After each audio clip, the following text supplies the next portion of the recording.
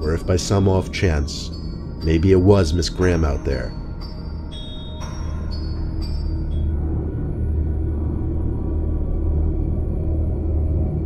I'll never forget the time I went to a sleepaway camp in Pennsylvania. I was a little kid at the time, and I was very shy. Meeting all the other kids at the orientation on the first day was a scary experience for me. I'd rather be home playing Super Nintendo or something. Some of the other kids made friends pretty quickly. I thought I wasn't going to make any friends, but luckily some really outgoing kids started talking to me early on. I can't for the life of me remember his name though, so I'll call him Mike. Mike was a short blonde kid who always wore a Yankees hat. I thought he was the coolest kid at the time, but looking back now, I realize he's probably one of those kids who turned into a punk troublemaker in high school. During the tour of the campgrounds the first day, Mike and I picked up on a lone bunk building that looked like it had been abandoned and unused for years. We asked one of the counselors what happened. He said he had no idea. It was his first week working there. All he knew was that it hadn't been used for years. On the last night of camp, we were in our bunks. Everyone was getting ready to go to sleep. Mike came up to me and whispered something in my ear. He wanted to sneak over to that abandoned bunk just for the fun of it and see what's inside. I wanted to seem cool to Mike since I, for whatever reason, looked up to him, so I agreed. When everyone was asleep, we went outside and kept close to the bunk.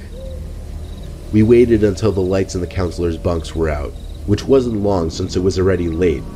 Then we ran down the pavement leading through the counselors' bunks towards the abandoned bunk building. My heart was racing the whole time. I wasn't built to be doing mischievous things like this, not at that age at least. Mike led the way until we were by the door of the abandoned bunk. The front door was boarded up, which is one of the reasons why it caught our attention initially anyway. So we had to go through one of the windows, which, wouldn't you know it, there was one that was completely busted open already. We climbed into the abandoned bunk. Now these buildings were pretty big. They weren't little shacks like you might be picturing. Each bunk had room for at least 10 campers. This one was no exception. Mike and I stood in the dark bunk. It was kind of cold in there. We had our arms out in front of us to make sure we didn't walk into anything. I walked into a bunk bed numerous times, and I heard Mike doing the same. I stopped to listen to what Mike was doing, and I heard bouncing on one of the beds. "Shh, stop messing around," I told him. I assumed he was hopping up and down on one of the old bunk beds, but Mike's voice came from the complete opposite side of the room, as I remember he said, "That's not me, I thought that was you." We had nothing to use as a light source, so we were in a pitch black room in a building that hadn't been used for years, and all we heard was the sound of someone bouncing up and down on a squeaky mattress. Needless to say, we freaked out and ran for the window we entered from. It was tiny though, so it took a while to get out. While I was waiting for Mike to get out, the bouncing sound stopped, and there was a loud thump sound. Whoever was bouncing on that bed must have jumped off. I jumped up to the window, and as I crawled through, I felt 2 hands grab onto my foot and try to pull me back in. But I was already out the window.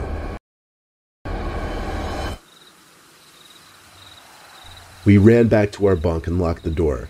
We contemplated running to the head counselor's bunk to tell them, but we figured we didn't want to get in trouble. Yes, looking back, that was a stupid decision, but we got through the night okay and went home the next day, living to tell the story another day.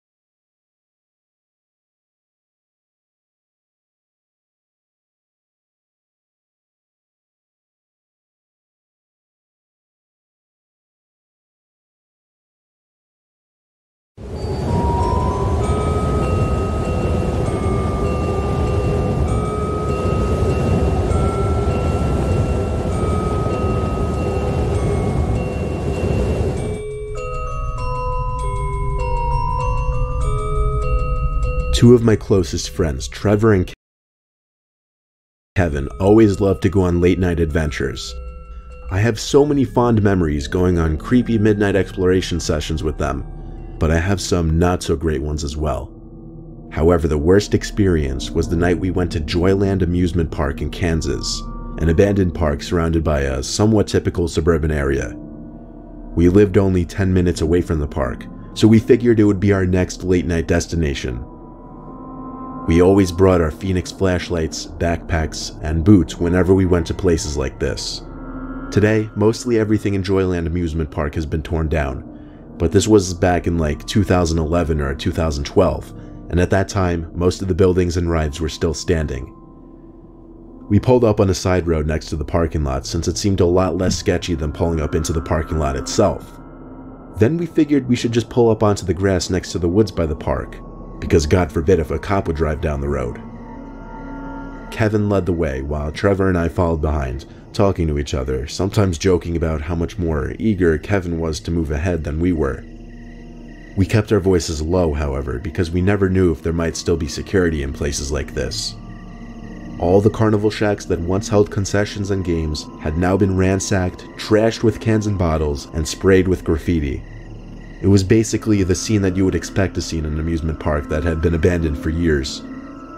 Even though the park was surrounded by suburbs, it was kind of encased in by woods in almost all directions, so instead of late-night traffic, all we heard were crickets and other night creatures. It added to the experience because, to be honest, all three of us in a certain way liked being freaked out. We walked into another carnival game stand, this one with the paintings at top still not completely worn away or graffitied over. It had some smiling cartoon character holding a dart gun, so I'm guessing it was some kind of target hitting game. Now it was just rubble and litter on the ground. Suddenly there was the sound of a glass bottle breaking not too far away. When we turned in that direction, it became clear it definitely came from the bigger looking building. Perplexed and kind of shaken, the three of us went in that direction. We stopped probably 2/3 of the way there, when we saw someone standing in the corner of what was once called the Wacky Shack attraction. The person was legitimately just standing facing the corner wall of the entrance. I whispered at my friends to back away slowly. There was clearly something wrong with this person, and we didn't want them to hear us. We backed away, trying to avoid making any noise. It was almost like something out of a cliché horror movie when either Kevin or Trevor stepped on a beer can, which made a really loud crunch. The person standing in the corner turned their head and looked at us, but the speed in which they turned their head was what really scared me. It was almost like a deer. We could now see it was a man. He had a deranged look on his face. The three of us simply walked quickly away. We didn't run because that would only be more cause for this person to chase us. We made it to the woods where we would cut through to get to the car. Halfway there, Kevin looks back and mutters, "Oh shit." We look back and see the guy just standing stiff next to a tree in the distance, a few meters away. Running seemed like our only sensible option at this point. It didn't take long before we were at the car. We screamed at Kevin to unlock it as he fumbled for his keys. As we got into the car and looked out the windows, we could all see him again, this time once again standing stiff like a statue, hunched over by the tree line to the woods. Kevin drove off, and Trevor and I screamed out taunts to the man. That didn't mean we weren't still absolutely shaken permanently. It's scary to think that none of us ever actually saw that weird man move. He seemed to always be standing still whenever we saw him.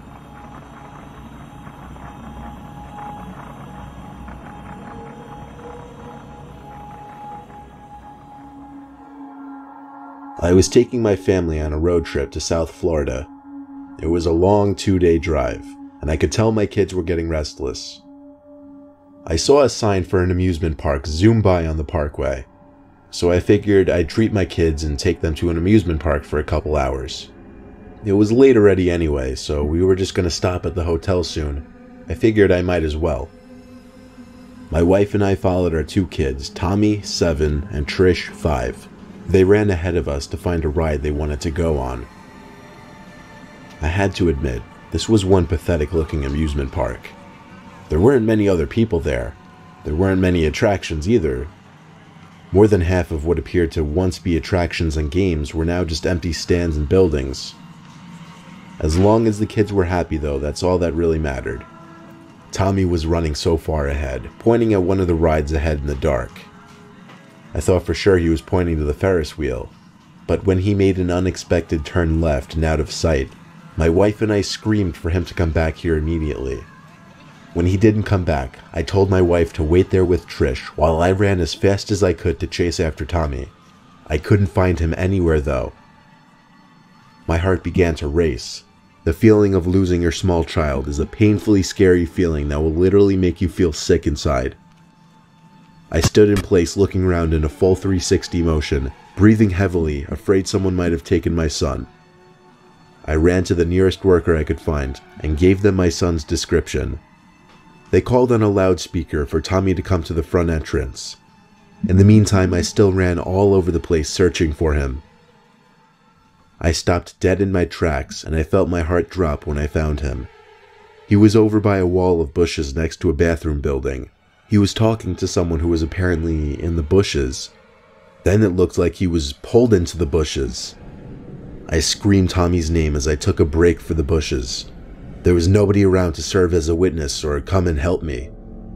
I got to the bushes and heard Tommy talking to someone. I didn't hear the other person's voice though. I pushed my way through the bushes and saw Tommy being pulled. I didn't see by who though.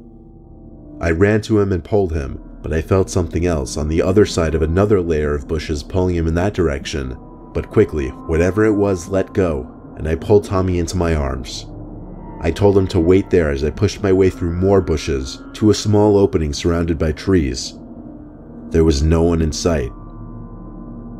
I had no idea how whoever it was could have gotten away that quickly. I still don't. When I got back to my son, I took him back in public eye of the park and put my hands on his shoulders, shaking him as I was asking him who he was walking with. He said he was following some guy named George. He said George was a lot older than him. I took him back to the front entrance of the amusement park and had him describe George to the workers. They said they'd keep a sharp lookout for him, and we promptly left the park. We went straight to a hotel, and the rest of our trip from there was normal, except for the fact that I couldn't get the incident out of my head.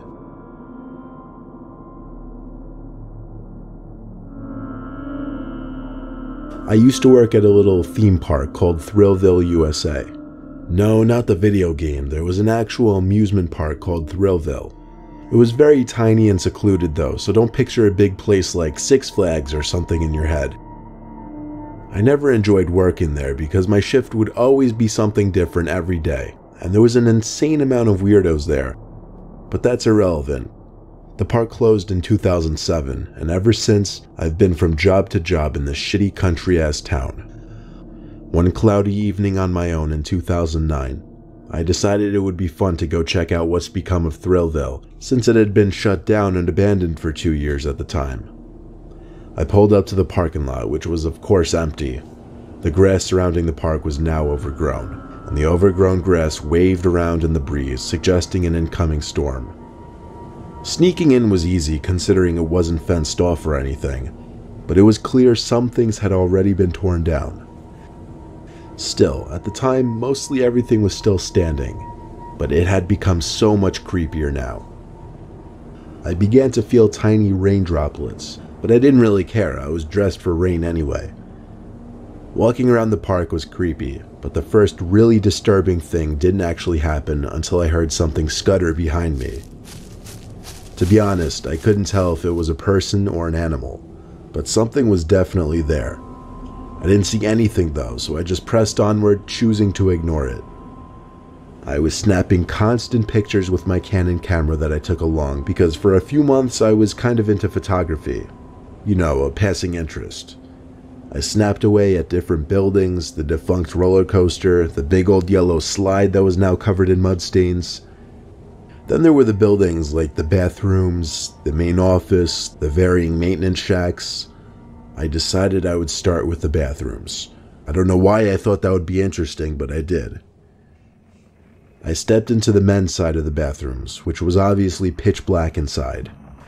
The lights no longer worked, so I had to turn on the flash on my camera, kind of like that scene from the first Saw movie. I took a picture of the sink and mirror and checked the image quality. The light flash on my camera was very bright, so pictures in the dark always came out clear. Then I heard the slightest little ting sound. It came from the side of the bathroom with the stalls. I called out, "Is someone in here?" There were 2 stalls from what I remember. I went over to the first stall and pushed the stall door open slowly. I aimed my camera into the stall and took the picture. The light revealed nothing but a toilet in the stall. I moved on to the next stall and pushed the door open. With this one, I was having trouble drawing up the nerve to take the picture. I took about 5 seconds before I pressed the button, and the camera light flashed, and in that brief moment of light, I saw a tall figure looming down at me. I shut the stall door and screamed as I ran back outside to the light and to my car. When I got to my car, I checked the picture I captured in that stall. In the picture was a figure, probably 6'3", standing in front of the toilet, but for some reason the face was blurry. I couldn't see any distinguishing features, but it seemed to be a man. As I browsed through some of the other photos, I picked up on something disturbing. In 4 photos out of 10, I found what appeared to be a person hiding somewhere in the distance, but always seemed to be staring at me. In 2 pictures, the person was in the woods. In 2 others, they were behind buildings or rides. I never sent those pictures from my camera onto my computer, but I think they're still on the camera. I just haven't seen it in years. It might be in my attic. If I find it, I'll post them online, but I quite frankly never want to see that picture again.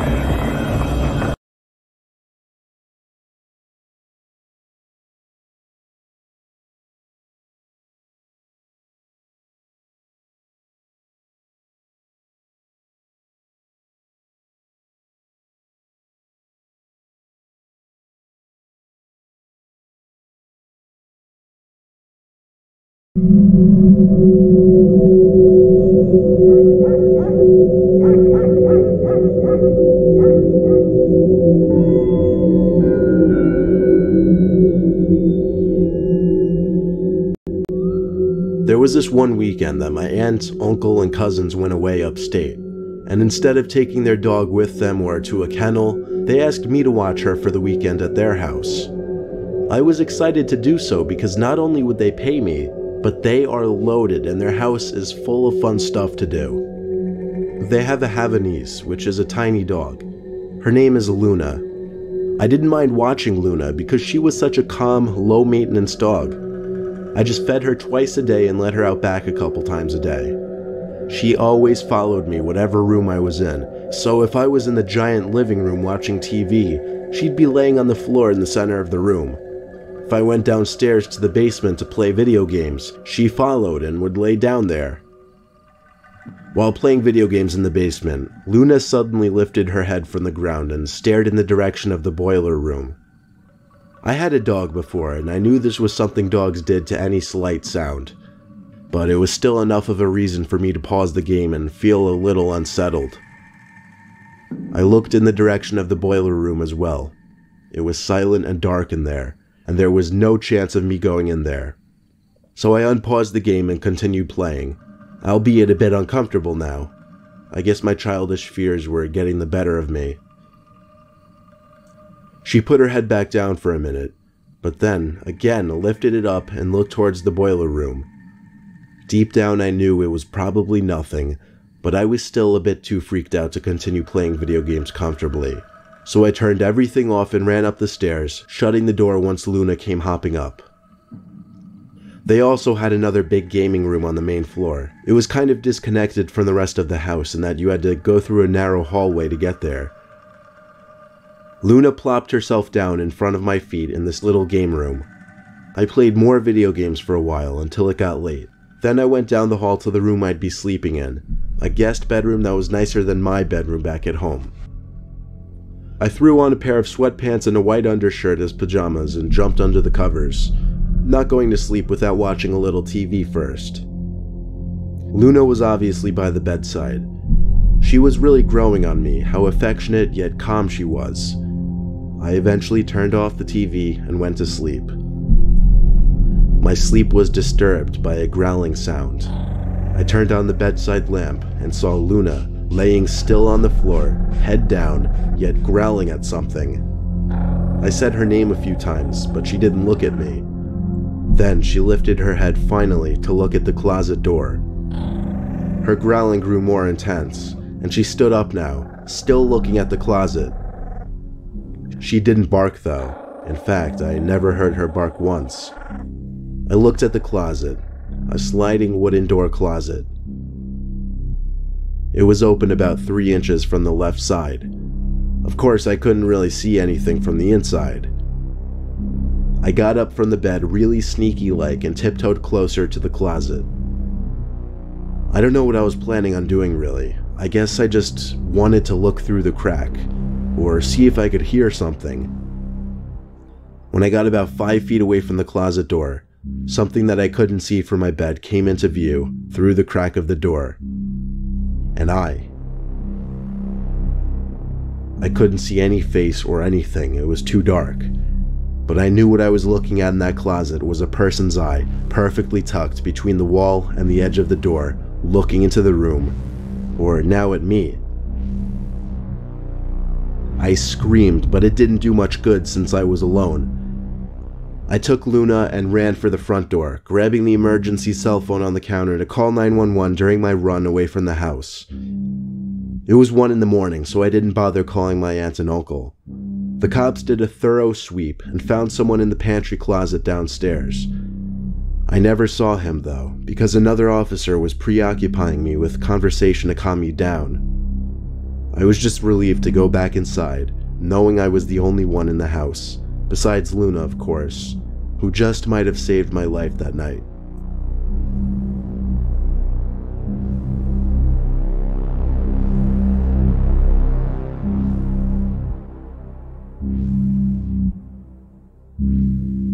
A cold December in Vermont countryside. Home alone for the night, watching my friend's dog Chester, doing him a favor. Even though it was unbearably cold outside, I couldn't let his dog out in the yard. We don't have fences up here, so he could easily run into the woods and get lost. That meant, unfortunately, I had to take him for a walk in the cold. My friend gave me an old, dirty, blue tearing leash to use. Chester seemed excited when I hooked up the leash ring onto his collar ring, and he instantly pulled me towards the front door. I could already tell he'd be a pain in the ass to walk. Stepping out into the cold was a major shock to my body. I just wanted to get through this walk as soon as possible. I ran a little bit with Chester just to warm myself up. He stopped us to sniff one of the countless trees on the side of the dirt road. I thought for sure he'd do his business, but then he perked up and stared off into the woods. Then his deep, loud bark started echoing through the woods as he tugged and tried to pull me into the woods. I tried my hardest to hold him back, but the leash snapped at a weak point, and off Chester went into the woods, disappearing in seconds. His barking faded away into the woods until I couldn't hear it anymore. I chased after him, screaming his name.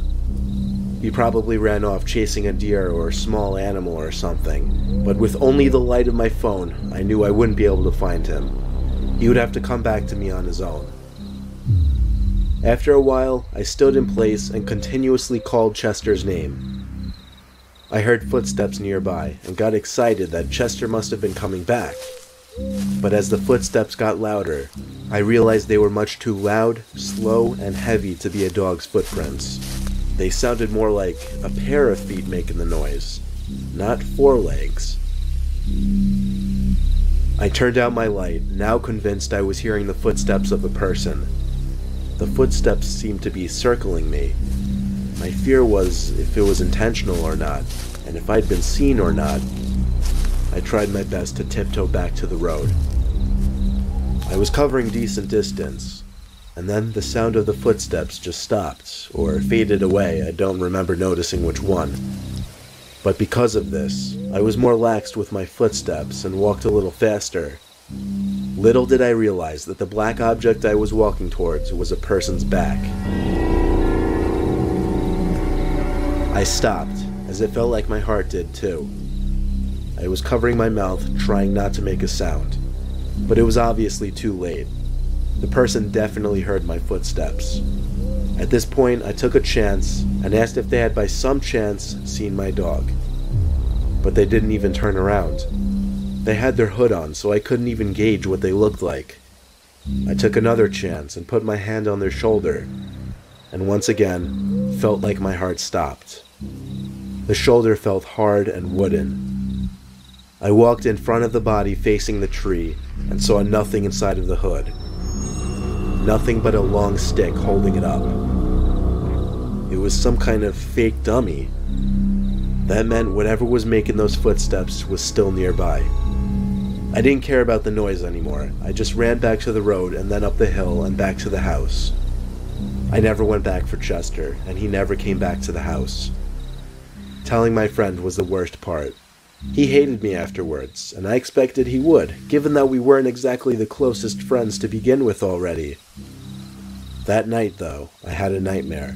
That I was in my room, and I heard Chester's barks out in the woods. Like scared, whimpering type barks.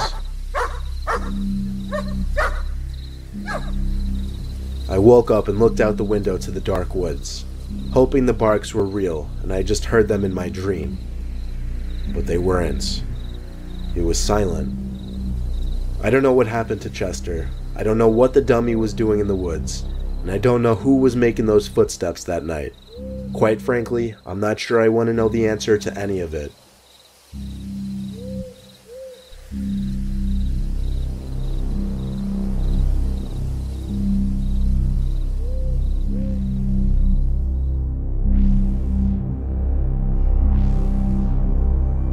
I was watching my neighbor's dog for a little extra money one night.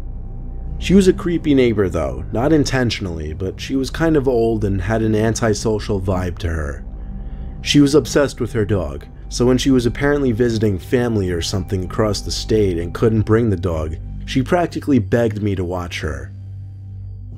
But when I agreed for the right price, she literally scolded me about what to do and not to do as far as taking care of her. The dog's name was Hazel. There was a lot of pressure put on me for watching this dog. She insisted I stay at her place instead of taking the dog next door to our place. She had a spare bedroom with a single twin-sized bed and a desk in the corner. That was all that was in the room. The dog was small, white, and puffy. I don't exactly know what kind, maybe a Bichon Frise. It was loud, yappy, and annoying though, and I hated it. I started watching it around 5, and just played on my phone for hours, only feeding the dog once that night. Thankfully, I'd only be doing this for one night. I brought over my Xbox to play games on her TV, but then I realized the TV was so archaic it didn't even have an HDMI port, so I couldn't even hook it up. So I spent most of the day playing games on my phone and listening to Hazel's yapping at every little thing. I did do a little snooping around, of course. I looked into the woman's bedroom since the door was left open, even though she told me not to go in there. The furniture was all archaic in there as well, and there was a big rectangular rug in the middle of the room, with Indian-looking patterns. When night came, I went to bed as early as possible, like 9 o'clock. I'm sure Hazel was sleeping in the woman's room. I didn't really care. I woke up in the middle of the night to the sound of Hazel's constant barking. I screamed, "Shut up," but the barking seemed kind of muffled in sound, like it was coming from a basement or something. But I wasn't aware of a basement in the house. I walked to where I heard the barking coming from. I was confused to realize it was coming from the woman's bedroom. I walked inside and saw the rug in the middle of the room had been rolled up to the corner, exposing a door in the ground, opened up. It was pitch black down there, but Hazel's barking was definitely coming from down there. I was scared shitless. Obviously Hazel didn't open this door, and she was barking at something down there. I didn't want to shine a light down there in fear of what I was going to see. I was about to leave the house and run home, but I couldn't just leave Hazel down there. I whispered her name, and then the barking stopped. I was hoping to see her running up the stairs from the dark abyss any moment, but she didn't. Something did come out of the darkness, though. It was a hand grabbing onto the side of the opening. The hand of a man. I was faced with a fight or flight scenario, and being the little 15-year-old I was, I chose to run for it. I woke my parents and screamed at them what just happened. My dad called the police and reported a break-in next door. The police checked the woman's bedroom as I described. The rug was apparently back in place and the door was shut. They still went to check it out, and apparently found a big crawl space type area with a bunch of weird things laying around. No sign of a person or Hazel. When the neighbor returned home the next day, my dad confronted her for me. Apparently she threw a huge tantrum and mentioned something about the demons making noises below her at night. Then she exploded into tears over her dog. Ever since that day, we haven't spoken a single word to her. We hardly ever see her anyway. She never leaves her house. I'm okay with that. It still terrifies me to think of that night, though.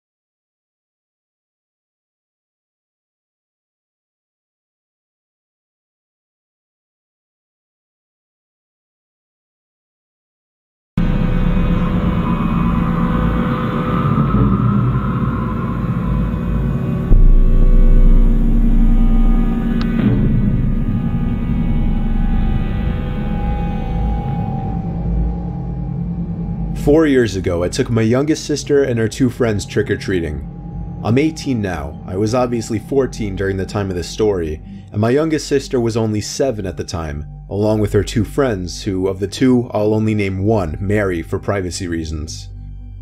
I didn't have plans anyway, so I guess I was actually a bit happy that my parents made me walk with them. Plus, I low-key told my sister to fill an extra bag for me at each house. By now, we were more than a mile away from my house. The girls' bags were all pretty full now, and I was ordering them to start making their loop back in the direction of our house. The girls were approaching the front door of a corner house across the street from an old, closed-off community park. The house already stood out from the rest on the block in that there was a 3-foot wooden fence surrounding the perimeter, except for the walkway and driveway, and a bunch of overgrown trees and bushes on the front lawn, almost completely blocking the actual house from view. They tried looking for the doorbell, but then called back to me that there wasn't one.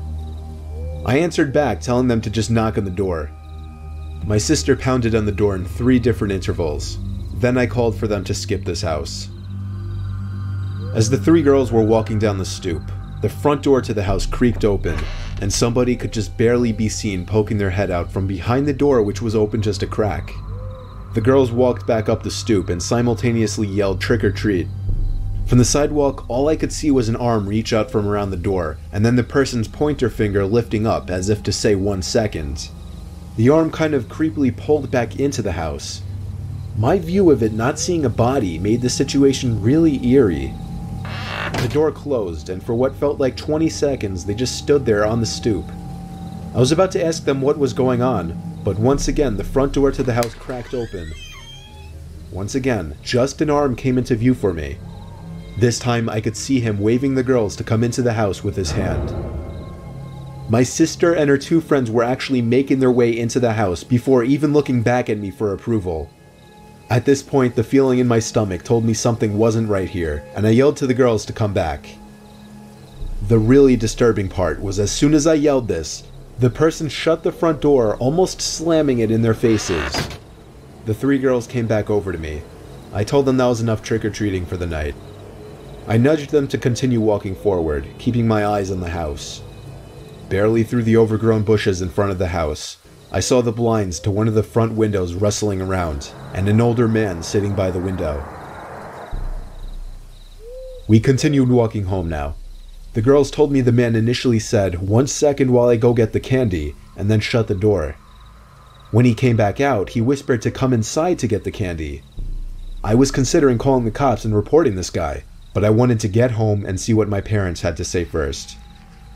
We were probably halfway down the block when I turned around and saw a person standing by the corner of the block right where the house was. We made it back to our house where I told my parents. They called my sister's friend's parents, and when they got there, we all had a long conversation about it. We then all drove over to the house in separate cars, with my mom talking with the 911 operator in the car. When we got to the house, we learned before the cops even arrived by a neighbor that the house had been vacant for months. Mary's dad was the quickest one to realize what was actually going on here. A sexual predator, or maybe even worse, was hiding in the house for Halloween, waiting to lure unsuspecting kids into the house to snatch them. And what scares me the most to this day was that my sister and her friends were about to enter that house before I told them not to. Halloween can be a very dangerous holiday.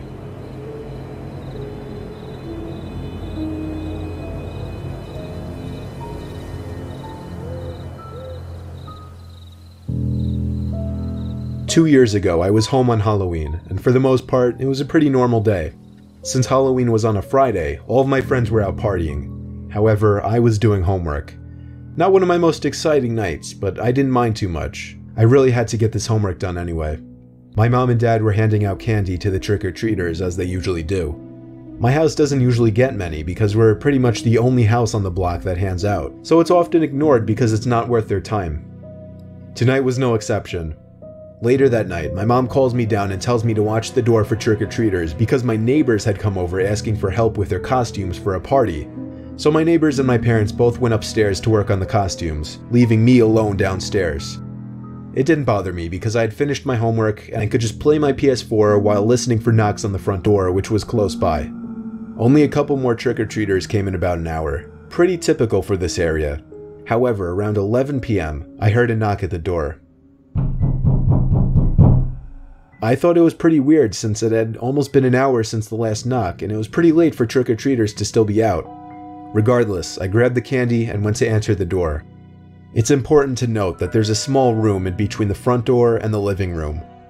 When we answer the front door, we make sure to lock the door behind us leading to the living room so our dogs don't run up and start barking and whatnot.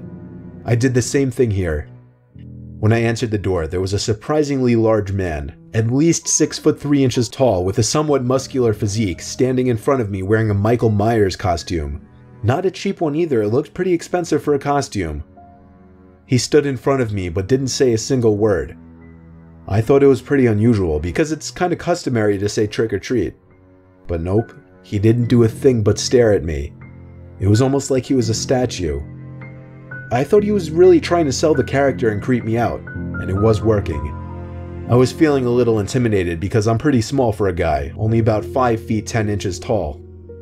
I decided to break the awkward silence and say trick or treat for him while handing him some candy. I couldn't believe what he did next. In response to me handing him candy, he took a few steps into my house. This was when I started getting really uncomfortable. You're supposed to take the candy, say thank you, and go.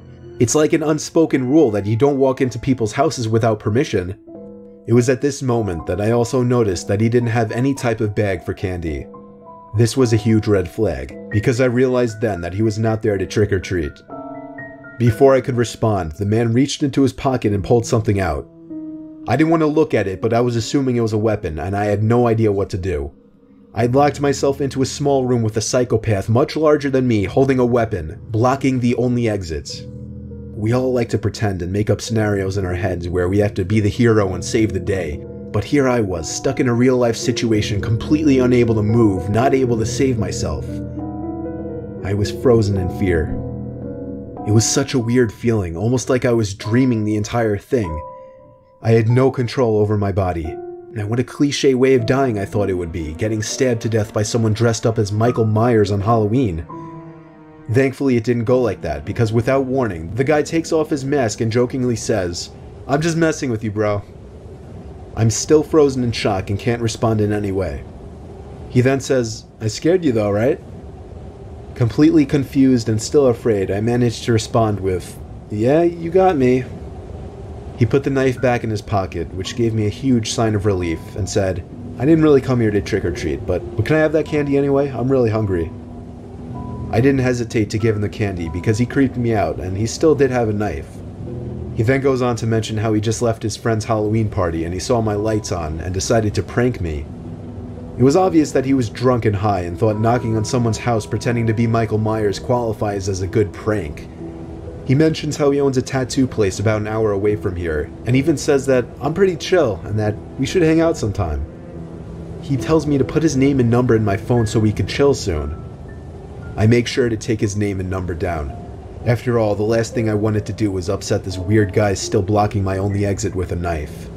I basically agreed to everything he said because I was still terrified and just wanted the conversation to end as soon as possible. But this conversation seemed to go on for hours. Despite this, I still didn't feel comfortable or safe. I had to find a way to get this guy out of my house. There was something way off about him, and I got vibes that he was a dangerous person. So I decided to make up a bullshit lie and say that I had something cooking in the oven that I needed to check on and that I'd text him later. And it worked. He said okay and turned around to leave my house. I could not close and lock the door quick enough when he left. My heart was still beating so fast that I thought it was going to burst from my chest. That was easily the most terrifying and weirdest experience of my life. I decided to not contact the police though, since the guy didn't have any malicious intent. I guess he was just completely out of it and just a overall really creepy person. I still have his number to this day, but we've never texted or called each other, just the way I'd like it. As terrifying as that situation was, I can laugh at it now and use it as an interesting story to share with my friends, so I guess one good thing did come from it. Just be careful who you open your door for on Halloween. There's some very weird and messed up people out there. I got lucky this guy wasn't a complete psychopath, because nothing was stopping him from stabbing me.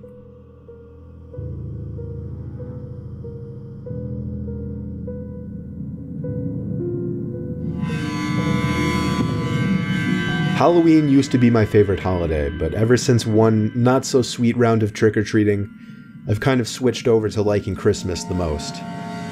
2006, I was 14 years old. Me and Johnny, my best friend at the time, were going trick-or-treating together. I remember it was a Tuesday night, so everyone had school the next day. That meant the craziness with the teenagers going around with TP and shaving cream wasn't as extreme, nor was anything really. My parents wanted me back by 11 o'clock the latest, same with Johnny. It was around 8:30, I would constantly check my wristwatch. We were down a bunch of blocks close to the woods and the highway by the east end of town. This would likely be our last year of trick-or-treating, so we were trying to get as much candy as possible. We rang doorbell after doorbell. As the night wore on and the amount of kids outside lessened, the number of people answering their doors also decreased. Then it started to drizzle, and that's when it really became a ghost town outside. But that didn't stop us. We were now 3 houses down from the house that was commonly known around there as Hell House. It was nicknamed this because of the alleged murder that happened inside decades ago, plus the fact that the house looked like it was built over 100 years ago and stuck out from the other houses 2 miles away. There was even a whole webpage dedicated to the house with a little lore behind it. I don't really remember the full details anymore. The website is down now, but at the time nobody seemed to know if anybody lived there or not. At the time I was sure the neighbors knew, but we didn't live very close to the house. Long story short, me and Johnny were feeling brave and cocky, so we hopped the creepy fence surrounding the seemingly abandoned property and walked up to the stoop, which was made out of ancient and worn-out looking red bricks. We knocked on the door a few times since there was no doorbell. The drizzle turned to rain, and we suddenly didn't want to move out from under the front awning. Johnny jokingly knocked on the door again, but my focus was shifted to walking home in this rain. Suddenly, a loud thud made us both jump. Johnny said it sounded like it came from a window upstairs, to which I replied, "Let's leave." We walked quickly back down the red brick pathway, hopped over the front black, graveyard-like gate, and stopped to look back at the house on this dark, rainy Halloween night. Johnny bumped me on the shoulder and pointed to the upper middle window of the house. and I felt like my heart dropped from my chest when I saw somebody clear as day staring down at us. Only there was something so disturbing about this person's face. I couldn't tell what it was through the rain and foggy window, but I swear that face and just this whole scene seemed like something you would see in a horror movie. We both jumped once again when the person at the window quickly and aggressively turned and seemingly ran away from the window. All we could assume was that they were coming outside after us.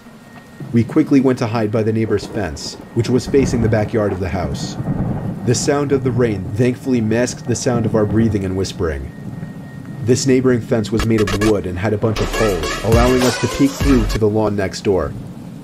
Suddenly, the entire fence started to shake a little, yet we couldn't see anyone on the other side, and we were certain it wasn't us who had done it. Johnny and I agreed it was time to make a run for it back to my house. We both stood up, and when we turned to run, I saw something at the edge of the fence.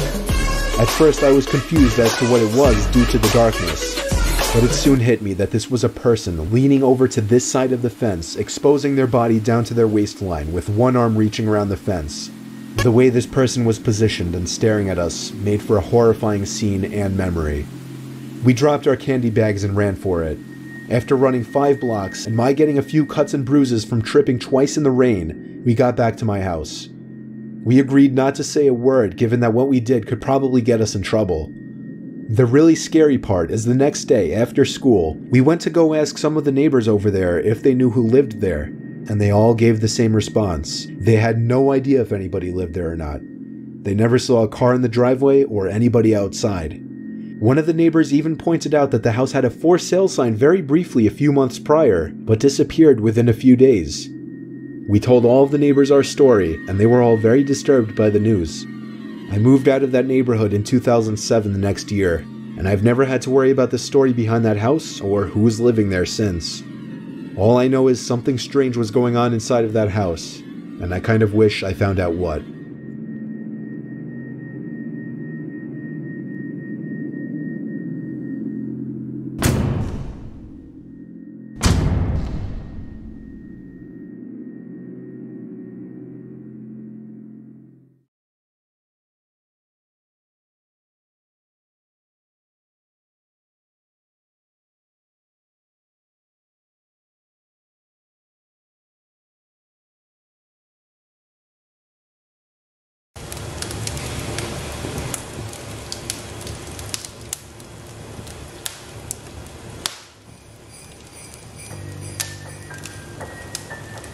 So we were having our Christmas Eve dinner.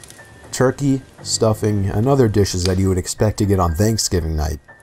We don't have a big family. It was my grandparents and uncles from my mom's side of the family. At the time we lived in a duplex with some guy and his girlfriend on the other side. We never really saw them much. Strangely, we had a door that connected our sides, and no, that's not something that most duplexes have. It had a very unique kind of lock though. It had to be unlocked from both sides to be opened, and it could open in either direction. I only saw it open once before the two moved in, ever since the door had been locked, at least on our side. While we were sitting at the dinner table eating, the doorknob to the door that separates the sides of our duplex twisted and turned before the lock would block it. It was not accidental, as it was going on for at least 10 seconds. My dad got up and walked over to the door, placed one hand on the lock and one hand on the doorknob. "You need something?" There was no answer. He unlocked our side of the door and swung it open. Their side of the duplex was completely pitch black.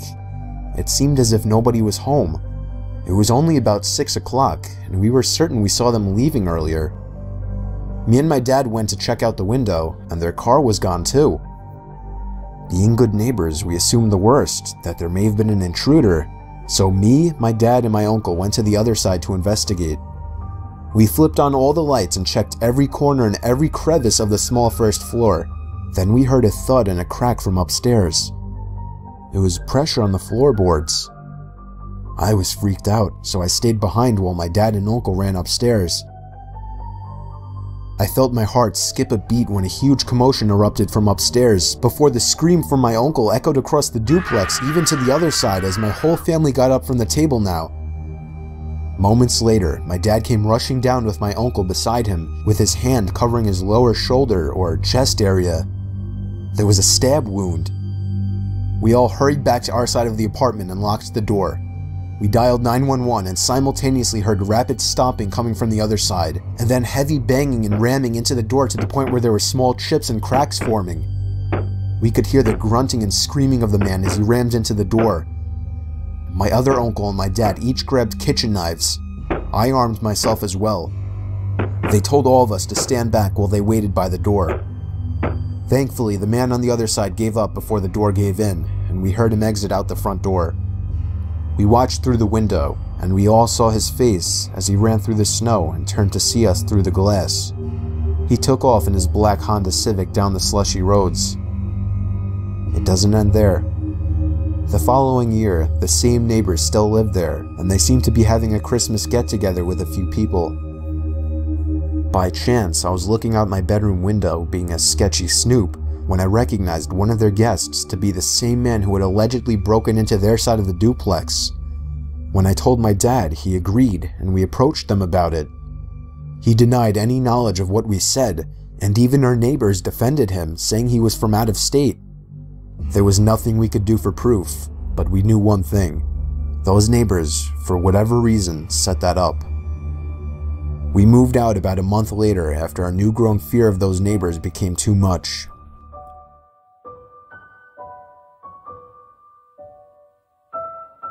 This happened when I was only 5 years old. It was Christmas Eve night, meaning I guess it was technically Christmas, and I had awoken at probably 3 a.m. or something. I walked downstairs to the living room out of my little boy curiosity to see if Santa had delivered any presents yet. The tree was full of presents underneath already. I was so happy. Santa had come already. But what was this? There was someone in the kitchen going through the fridge. I remember stepping into the kitchen and seeing a really tall man going through the fridge chugging a milk carton. When he spotted me, he put the carton back in the fridge and shut the door. He then put his fingers on his lips to tell me to be quiet. Are you Santa? I asked him. Yes, I am, he told me quietly. He walked past me, patted me on the head, and stepped into the living room next to the tree. I don't know what I was thinking, even at 5 years old, as he wasn't wearing anything even resembling Santa. He looked around at all the gifts. I thanked him for all the presents as he began picking up the bigger boxes. I remember being confused, and I'm pretty sure I asked him why he was doing what he was doing, but I don't remember exactly what he said. I believe it was along the lines of just replacing the gifts with better ones in my sled. I believed whatever he said though. He walked out the back door with 3 boxes, came back momentarily to grab more, then left once again. He came back in and patted me on the back and told me not to tell my parents that I saw him. I smiled and agreed, and he took off with the boxes. I waited for him to come back with the replacement gifts, but he never did. I eventually went up to tell my parents despite what he said. When my parents realized I wasn't joking, they sat up in shock and fear and ran past me downstairs. When they saw half the presents were gone and the back door was left wide open, my mom screamed like a deranged person. I remember my parents were practically scolding me, demanding for me to describe the person who entered our house. Of course, being 5 years old, the description I gave was anything but useful. All I probably told them was that he was tall. It's been almost 15 years now though, and at this point for me, being that I was only 5 years old, it's nothing but a story to tell, rather than a bad memory at all.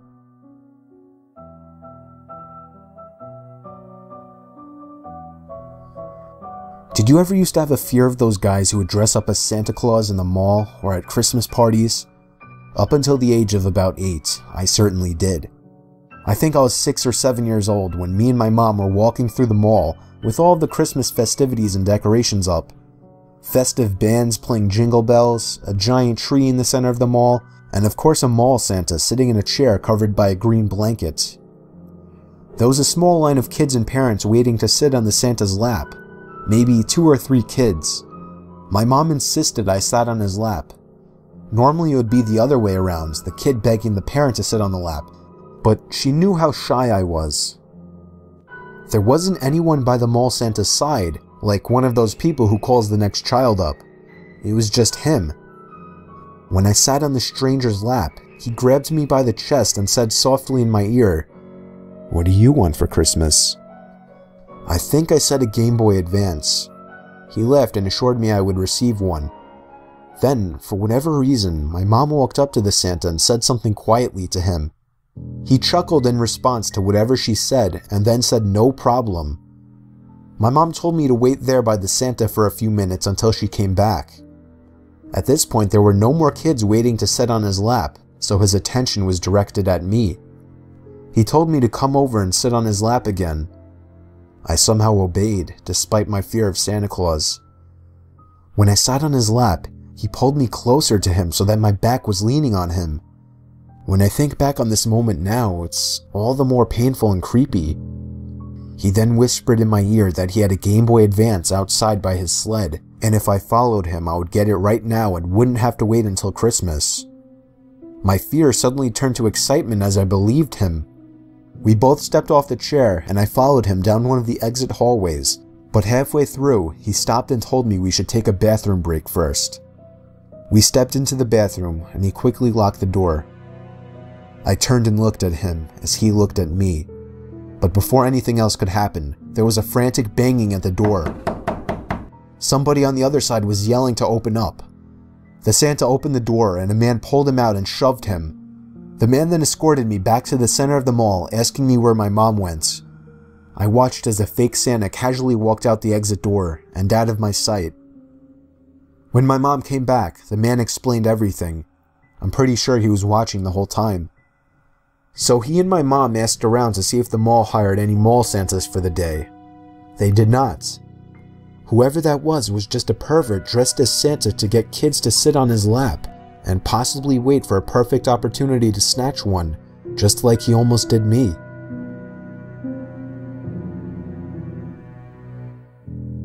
This story took place about 5 years ago on Christmas Eve night.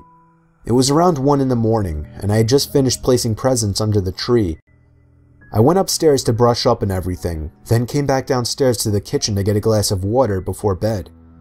My son Jake, who was 4 at the time, was standing by the stairs leading to the basement. I asked him what he was doing up so late. He pointed down the stairs and said, "Santa." I picked him up and carried him back to his room. I took a glass of water and went to bed.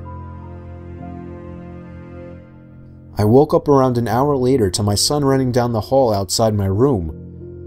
I sighed and got out of bed. As I was going down the stairs, I saw Jake by the tree looking at presents. Then he ran past me into the basement stairs again. He pointed down the stairs again. This time I looked down the stairwell, and my heart dropped as I saw a black figure sitting on the bottom step. I almost screamed, but I somehow held it in.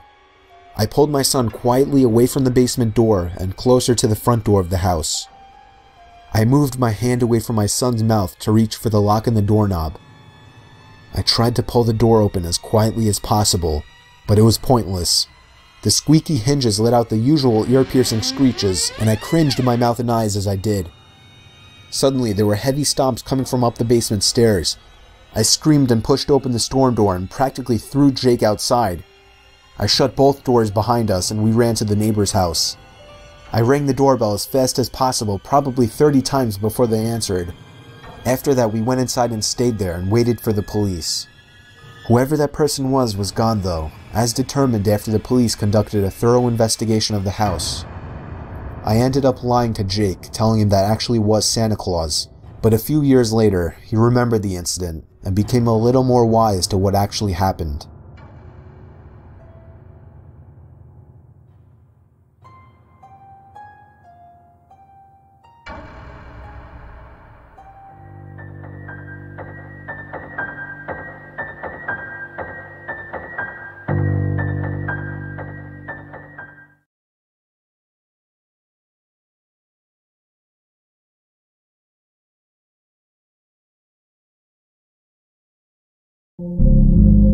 Our houses are usually the one place we can call home and feel isolated from the outside world. at least until someone or something from the outside world enters without consent. I've taken 3 very long, supposedly true horror stories that I've either found on the internet or were shared to me and condensed the stories to fit a nicer length video. Number 1. 19-year-old single child Damian Andrews would drive directly from campus after his last class on Friday to his job at a gas station for 6 hours, and after his shift was done, he'd go back to his parents' house. Usually his parents weren't home on weekend nights, as they were the ones who were more often out drinking. Damian pulled into the empty driveway, and as expected, everything was dark in the house. He needed to put his bike that was still in his trunk back into the shed in the backyard, so he removed the bike from the trunk of his truck and rode it down the pavement past the fence and to the shed. When he shut the shed door, he noticed the bathroom light upstairs in the house was on now. He didn't remember noticing the bathroom light being on when he passed the side of the house, so he assumed that maybe one of his parents stayed home for the night. Damian entered the house through the back door, and as he opened his mouth ready to call for one of his parents, something deep down told him not to. Damian went up the half flight of stairs from his den to the midsection of the house. He looked up the short stairway to the upstairs and saw light creeping into the hallway through the closed bathroom door. So somebody was in there. He went upstairs calling out Mom and Dad. There were no responses, but he was in very close range of the bathroom now, which made it odd. He approached the bathroom door, again calling out Mom and Dad. No response. Damian figured maybe his mom was in the bathtub with earbuds in or something. The door was locked, so one of them had to be in there. When the phone rang, he went downstairs to answer it, to find out it was his dad calling, checking in to make sure Damian made it home okay. His dad sounded drunk as usual per Friday nights, so Damian questioned him as to why he left Mom at home as he walked back upstairs to the bathroom door. His dad seemed confused. Then he noticed at the bottom of the door, through the opening, 2 shadow outlines of feet standing by the door. Literally facing the door right on top of it. Then Damian's dad dropped a bomb and told him that his mother was right beside him at the table. He did the only logical thing he could do. He ran outside, hung up on his dad, and called the police. When Damian looked up to the bathroom window, he saw the light turn off. 10 minutes of hiding in the bushes later, he heard the police out front, who in the end found nobody in the house. Number 2. The protagonist's name was not given in this story, so I'll refer to him as Ted. Ted was 16 years old, and he lived with his dad and brother at their isolated farmhouse. The house was relatively small, with a first floor and a basement. However, it was a huge amount of property with a barn and trees in all directions, providing optimal privacy. There was a long driveway that extended from the side road to the property, which was what Ted was riding down at the moment, returning from his friend's house on his bike. Ted rode into the barn where the family keeps all the bikes, and then headed for the front door of the house. However, on his way, he noticed the basement doors were wide open. Not seeing any cars in the driveway, Ted assumed it was his little brother who, for whatever reason, left them open. Shutting the doors and stepping down into the basement, Ted quickly realized none of the lights in the basement were on. He called for his little brother Andrew, who answered from upstairs. Andrew came rushing downstairs, turning on the light on the way. The first thing Andrew pointed out was the foul stench in the basement, but Ted said he couldn't notice anything. Ted questioned Andrew as to why he opened the basement doors and then left them that way. His response was, "I didn't." Ted continually accused him of either lying or forgetting, but Andrew swore he hadn't even been in the basement all night. The disturbing thought that it was left unlocked and somebody entered the house came up, and the two subsequently turned the basement practically upside down looking for anyone, turning up nothing. Andrew said he had been in the living room all night and hadn't heard anything, plus he would have noticed if somebody had come upstairs, so Ted felt at ease knowing nobody was in the house. He sat down on the basement couch and started watching TV. That's when he noticed the couch felt kind of weird, less soft than usual. He got up and lifted one of the cushions and screamed. Ted ran upstairs, running into Andrew halfway up, shoving him the rest of the way and locking the basement door behind him. When Ted could finally get some words out, he told Andrew he found a dead body stuffed below the cushions of the basement couch. The body was later determined to be that of their closest neighbor George, whose wife had also gone missing a few days prior. As far as Ted and his family knew at the time of the posting of this story, the culprit was never found. Number 3. Edward Gallo was 24 years old and was living alone in his newly bought home in a rural Virginia area where he would frequently have his girlfriend Sarah stay over on the weekends. One Friday night, after going a whole day without speaking to her, he decided to call her and invite her over. She didn't answer, so he left a voicemail. It was odd for her to not respond to his calls or texts, so he was starting to get worried that maybe she was losing interest. After calling repeatedly with no response, Ed heard one of the doors closing from downstairs. He breathed a sigh of relief, knowing that she had come over after all. Ed texted her saying come upstairs. After a few seconds of tinks and thud sounds coming from downstairs, she finally started walking up the stairs. She was walking up really slowly though, as if she were taking 2 steps per stair. Finally, Ed just called out her name in confusion, and the steps stopped. Then, Ed's phone began to vibrate, and when he took it out of his pocket, the name on the caller ID was Sarah. He picked up, and immediately Sarah apologized for not being able to get back to him. But he interrupted her and asked her what she's doing on the stairs. There was a long silence, and then she finally said, "What?" Ed asked again. This time, Sarah informed him that she was still in her car on her way home from work.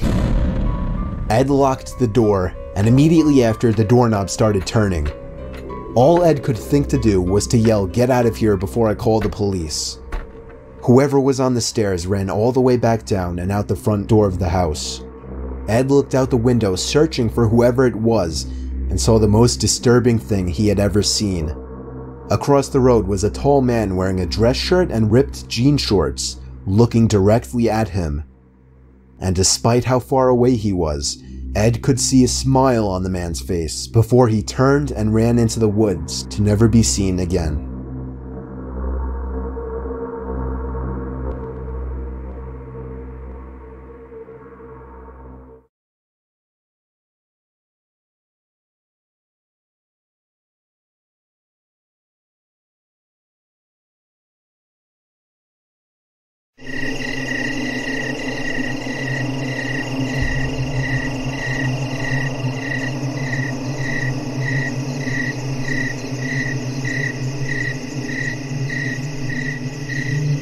My cousin Tyler and I used to have sleepovers all the time when we were kids. Always at his house though, because he had the cool house. Back then, before cell phones and modern video games, kids actually used to do normal kid things, like for example, we both loved to play hide and seek at night. One time when we were 9, both our parents were going out for a night in Atlantic City, so they had my other cousin, Tyler's older brother Joe, keep watch on us. An hour into the night, however, Joe told both of us he was going out and not to tell Mom. Tyler and Joe would commonly do this because it mutually benefited them. Tyler loved having the house to himself and Joe hated staying home all night. By the time he left, it was already a little later in the night, like 9 o'clock. We had our dinners and decided it would be a good idea to play hide and seek. Their house was honestly massive, so it was always a lot of fun. I was hiding first. We started in the basement where Tyler would count. We had a rule that we couldn't use any house lights, only flashlights. Our reason for this was because it just made it cooler. I tiptoed up the stairs, then up the next flight of stairs to the upstairs of the house. The upstairs had a whole other living area, along with 3 bedrooms. I chose to hide in one of the unused bedrooms. I buried myself between 2 big beanbag chairs and a blanket. I left the door open to avoid any suspicions. I heard creaking coming into the room, lively footsteps. Tyler was now moving around the carpeted room. I could hear him. He went over to the closet and opened it. Then he opened the second closet. Silence.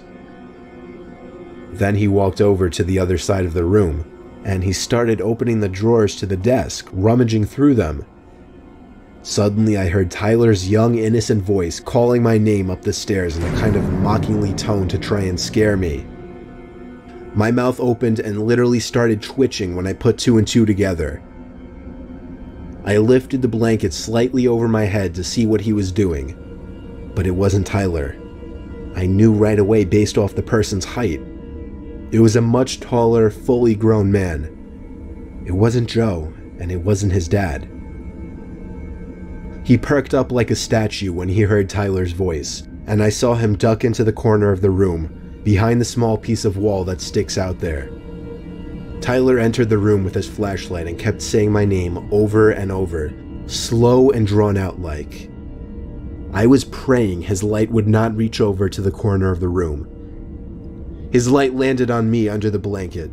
He may not have even seen me, but I still willingly came out and acted all defeated, fake laughing and everything. I told him he won, put my arm around his back, and started nudging him out of the room. I kept the conversation as natural as possible, until we were halfway down the stairs. That's when I dropped the bomb and told him there was someone in there with me and nudged him to run outside. Being the scared 9-year-olds we were, all we could do was run next door and ask the woman living there to call the police for us. She did without hesitation. I still remember the scene vividly, of the cops pulling up, running into the house, and 5 minutes later ushering a guy out in cuffs. It was a great feeling, even as a 9-year-old.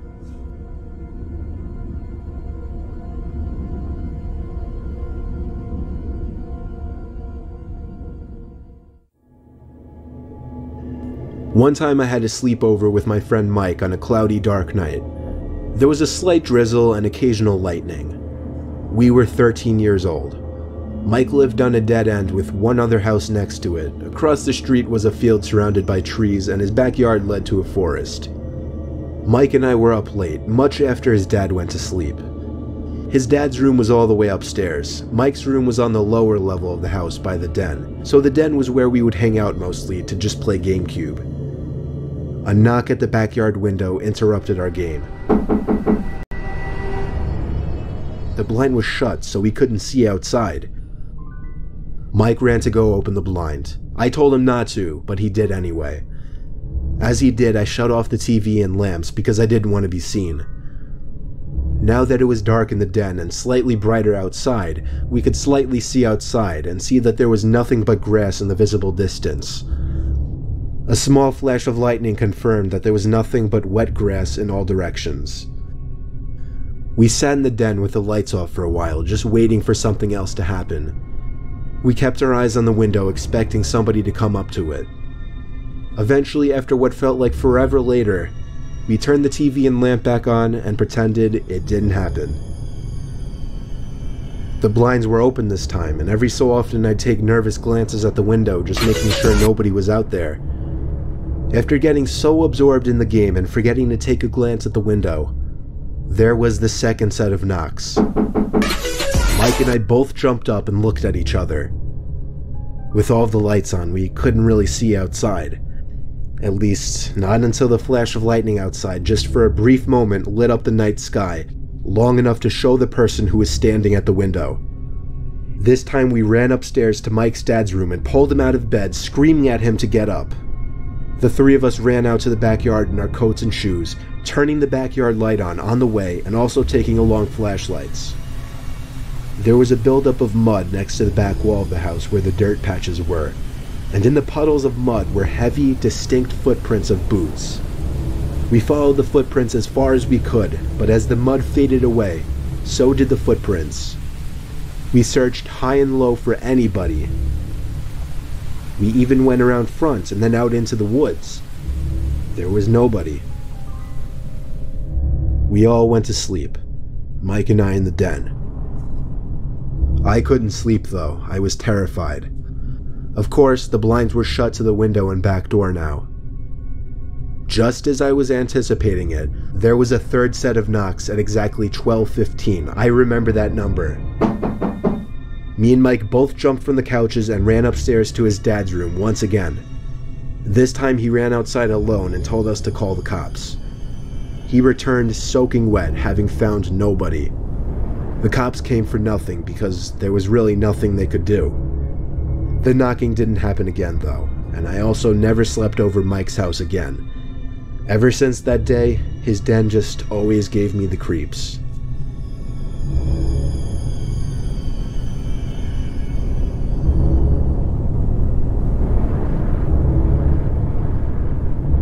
I used to be close friends with a kid named Chris. He moved away across the state when I was 8. Since we never got to see each other anymore, I got my mom to agree to drive me all the way over to Chris's new house in the country for a weekend sleepover. Pulling onto his property, I already knew this was the perfect place to do anything outdoorsy. It was a decent-sized house with nothing but woods in all directions. The first day we didn't do much because I got there late anyway, so we just talked for a while and watched a movie. A couple of times I'd think that I was hearing sounds coming from below the floor. I would ask him, "Do you have a basement? Is someone down there?" Chris went on to tell me that there was no basement and that his whole family had been hearing weird noises coming from down there for a few days, and they planned on having some inspector over to check it out. The next day was partly cloudy and warm, so we planned on spending most of the day outside. I convinced him to go for a walk in the woods just to explore. After all, this was all kind of new to him as well. Conveniently, there was an opening into the woods that almost seemed to have meant to be a path. So as we were walking over to it, Chris's foot hit something that made a metallic kind of thud sound. His foot hit a rusty old cellar door. He said he didn't know about this, neither did his dad. He bent down and pulled it open, and it made an ear-piercing squeal as the rusty door turned on the hinges. It was the definition of pitch black down there, but it seemed a ladder led down a very narrow tunnel. Neither of us dared to step foot down there. Suddenly, a sound echoed up the tunnel, like the sound of something dropping onto a hard floor. And then metallic sounds echoing up the tunnel, getting closer. As soon as we realized it was the sound of somebody climbing up the ladder, we ran to get Chris's father, who was shocked to see what we had found. He called down there repeatedly for anybody to come out before calling a few of his buddies over to go down with him. Chris and I were forced to stay inside while the three of them went down there. They came back up 5 minutes later, all of them visibly shaken and nervous. They came back inside and talked to Chris's mom in private. They never let either of us in on what they saw. Apparently cops showed up as well, but we were forced to stay in Chris's room, so we couldn't watch any of it. In fact, it wasn't until I was 13 that Chris finally texted me one day, telling me what his dad really found down there. 3 full body bags tucked away in a corner, an old cot, broken beer bottles everywhere, and the smell of freshly smoked pot. Chris told me that when we heard something down there, we probably heard whoever was living down there, and whoever was responsible for those dead bodies.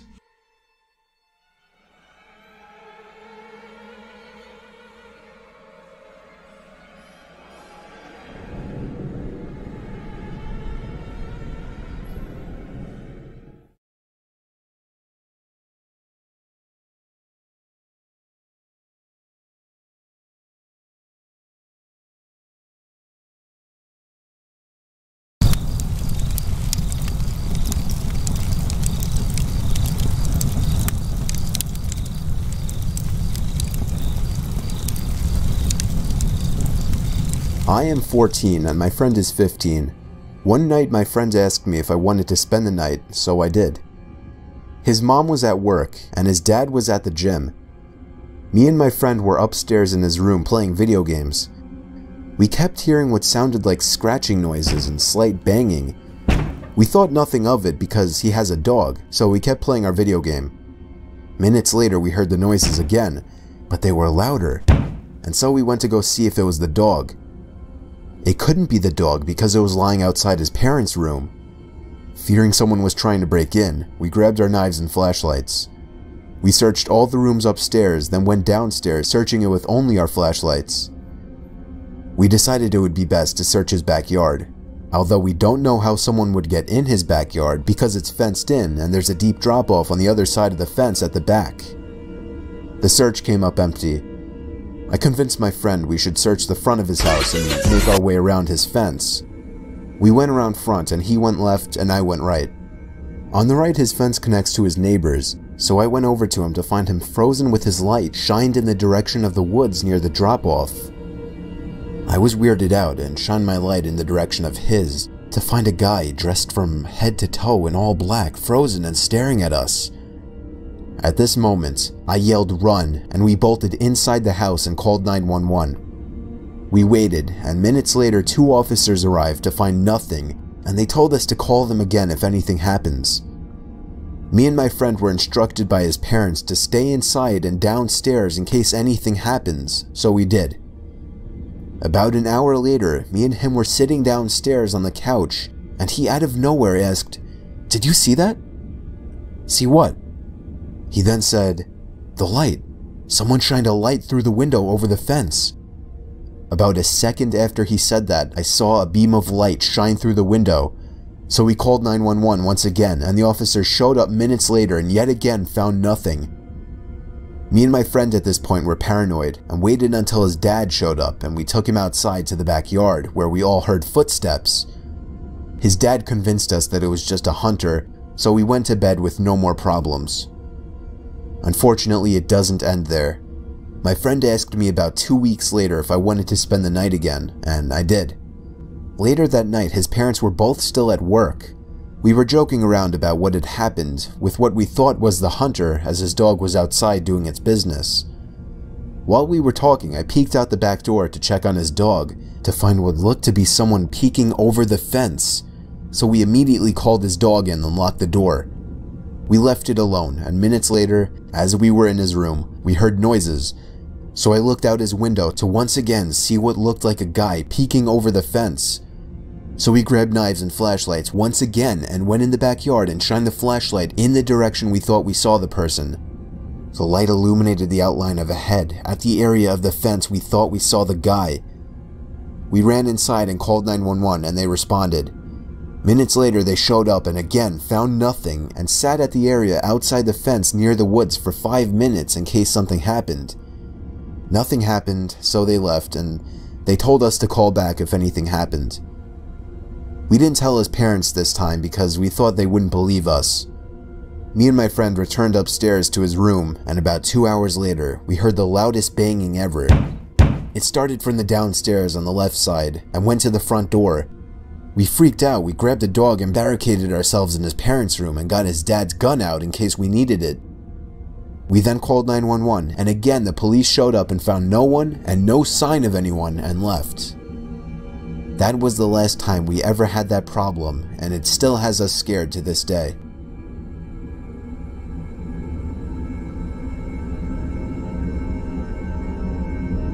I was 14 years old, hanging out with my friend Jesse, who was also 14. We were in the living room playing Call of Duty. His parents weren't home for the night, so we were being as loud as we wanted. We were doing nothing but playing video games and eating junk food all night, and eventually, since his parents weren't home, he convinced me to just stay over for the night. So after Jesse went upstairs to go to the bathroom, I went downstairs to call my mom in private and tell her I would be staying over. By the time I got back upstairs, Jesse was back, and he just stared at me with a confused look on his face. I asked him what was wrong, and he said he thought that I was upstairs as he thought he heard someone in the bedroom next to the bathroom. I assured him I was downstairs making a phone call, and he just looked back upstairs with a concerned look. He walked upstairs and I followed him.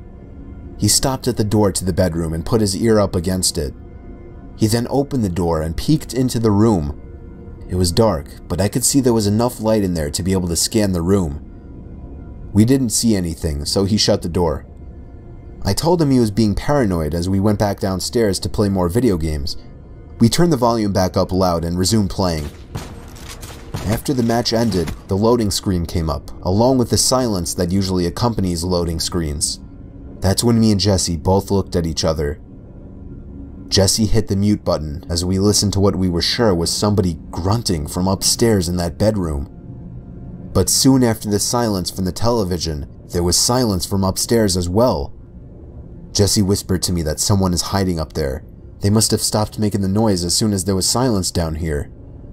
Jesse whispered to me that we need to leave through the back door right now as it was much quieter than the front door.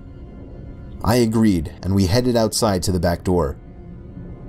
As soon as we were outside, Jesse got on the phone with the police as I looked up to the bedroom window. For some stupid reason, I turned on the flashlight on my phone and aimed it up to the window. About 3 seconds later, my heart dropped as someone stepped into view from behind the glass, but only for a brief moment. They seemed to crouch down under the window after spotting us. Jesse saw it too. That's when we actually took off down the block. We only came back when we saw a police car parked outside with its lights on. Jesse unlocked the front door for the 2 cops, and they went inside to investigate. As me and Jesse were outside waiting by the car, we saw him. Him, as in the guy who was surely at the window. He was coming out from the backyard, walking really fast, yet also clearly trying to keep quiet. This man was really tall, like 6'5" or something, and he looked to be mid-40s. Me and Jesse ran inside and screamed for the cops to come outside, but by that time he was gone, and we had no idea which direction he could have gone in. Inside of the bedroom that the man was in, a giant clothes bag had been pulled out from under the bed with certain articles of clothing obviously missing. There was also money missing from the desk drawer, and the desktop computer had been turned on. We never saw or heard of this man again.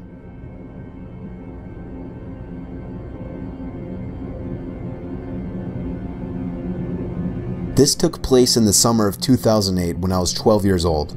I was sleeping over at my friend Calvin's house.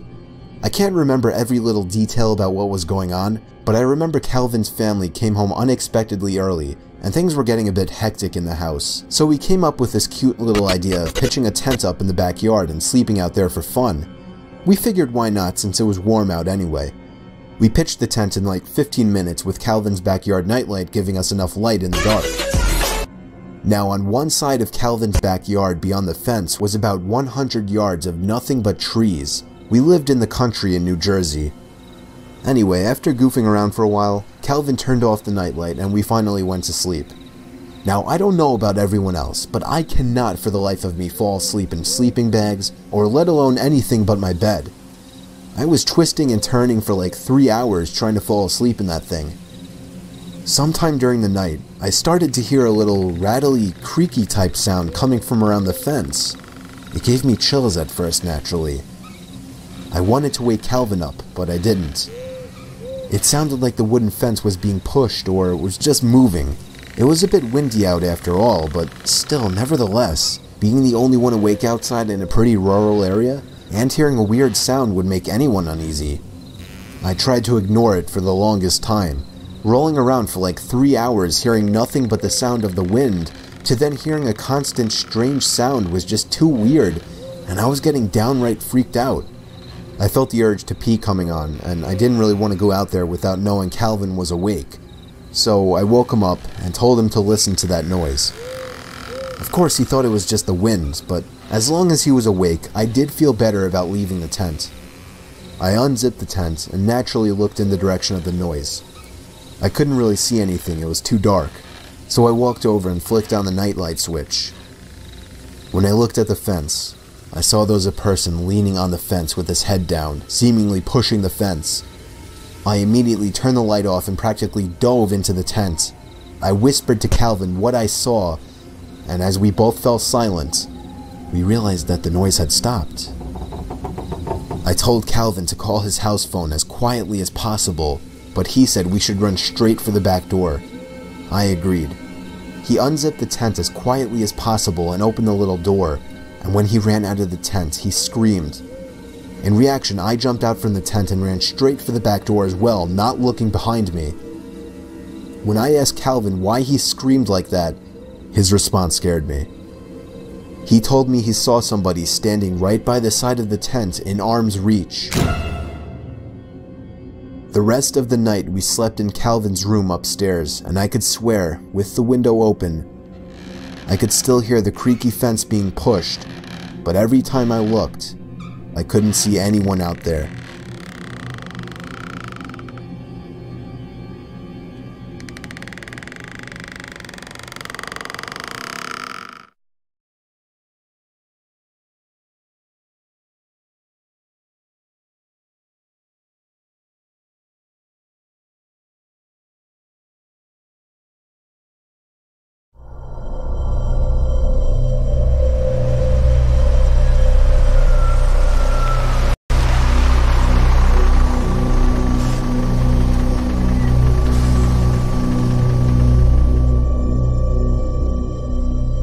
I used to be in the Darien School District in Connecticut during my middle and high school days.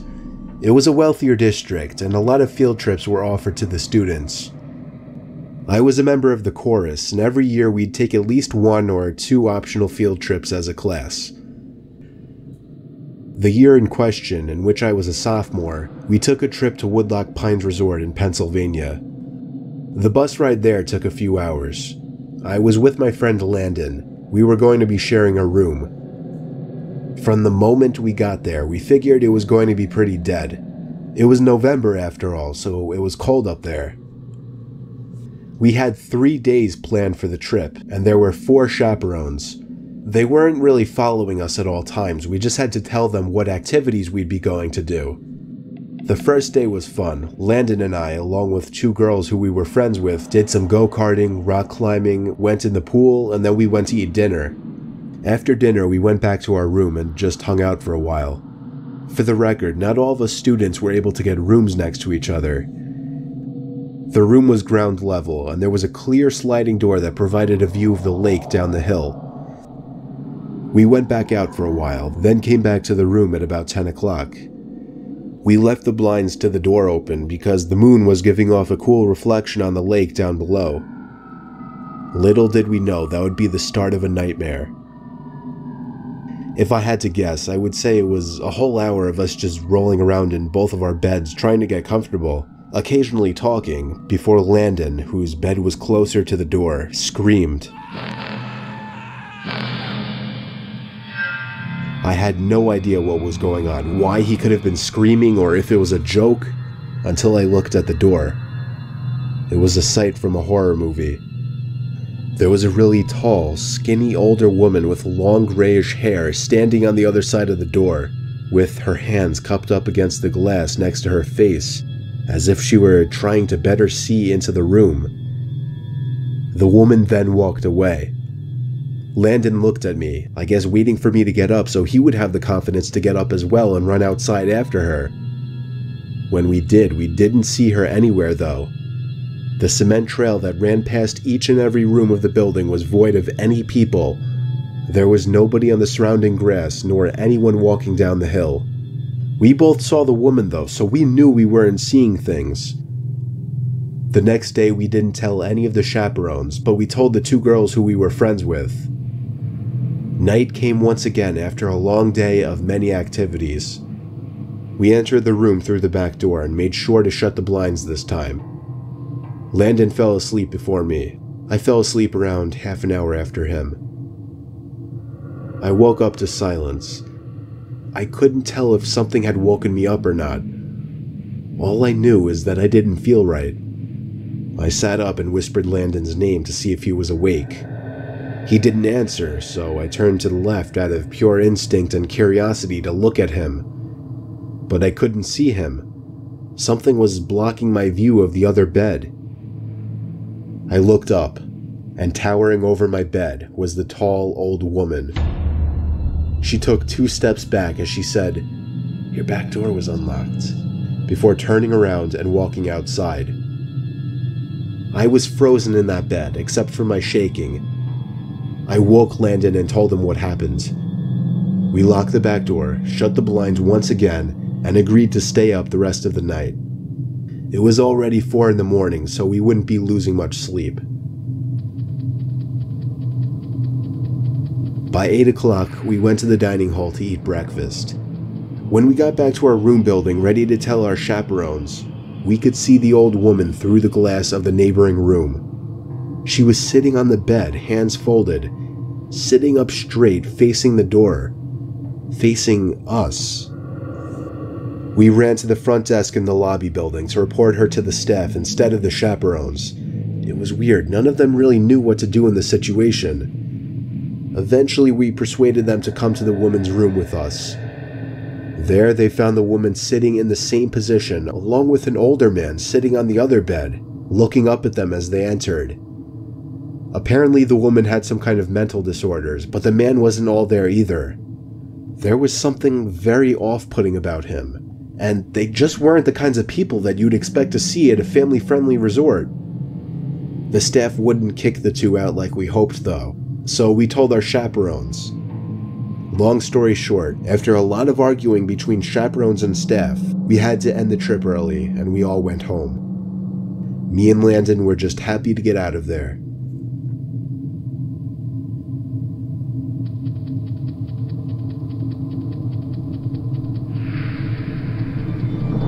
When I was in the 4th grade, my class took a field trip to a rural zoo-type place about an hour away from our school. I remember vividly it was a cloudy day with the occasional raindrop or two falling. The zoo was kind of small, but it was kid-friendly. It had a decent amount of habitats, mostly smaller animals though, nothing exotic. There was also a big building as part of the zoo where taxidermied animals were put on display, along with other interesting attractions that I don't really remember. Admittedly, I was kind of off in my elementary and middle school years. I would do weird antisocial things and my teachers and my mom would pick up on it. For whatever reason, when we were touring the building as a group, I decided to walk into one of the bathrooms without telling any of the teachers. I did my business, washed my hands, and entered back out into the hallway. Nobody was around. I walked down one of the hallways we hadn't crossed yet. I still vividly remember the dim, moody lighting and the scarlet red carpets of the hallways. My 8-year-old imagination was going wild as I witnessed all the stiff, lifeless animals that were once alive behind the glass boxes. I stopped in my tracks when I saw some man, obviously hiding behind a stack of chairs. I think I laughed, thinking the man was joking around. He came around from the chairs and walked over to me, asking where the group went. I said, "I don't know." He grabbed my hand and told me to follow him. I must have thought he was taking me back to the group. He led me to an exit door which led to the back section of the building by a couple of dumpsters, a few benches, and the woods. When we got outside, his tugging became a lot more aggressive, and his grip became tighter around my arm. He was pulling me into the woods. I didn't scream or cry for help, but I remember the feeling I felt in my stomach, like I was so afraid that I could throw up. And then a woman screamed at the top of her lungs. It was one of the teachers on the other side of the fence. The man let go of me and ran into the woods. Moments later, a few of the teachers ran outside the exit door to this side of the fence and pulled me back inside. The teachers all yelled at me, but at the same time comforted and smothered me. They called my parents, and the field trip was officially over. The owners of the attraction called the cops, we all got back on the buses, and we all went home. As my bus was leaving the parking lot, however, my observant 8-year-old self spotted the man crouching down in the woods near the road, hiding behind a branch, watching the buses pass. Once again, for whatever bizarre reason, I kept quiet. I was probably too shy at the time or just too shaken up to say anything. All the other kids looked at me weird the rest of the ride home. I didn't care. But I hope that man never found success in snatching an unsuspecting young child like myself at the time.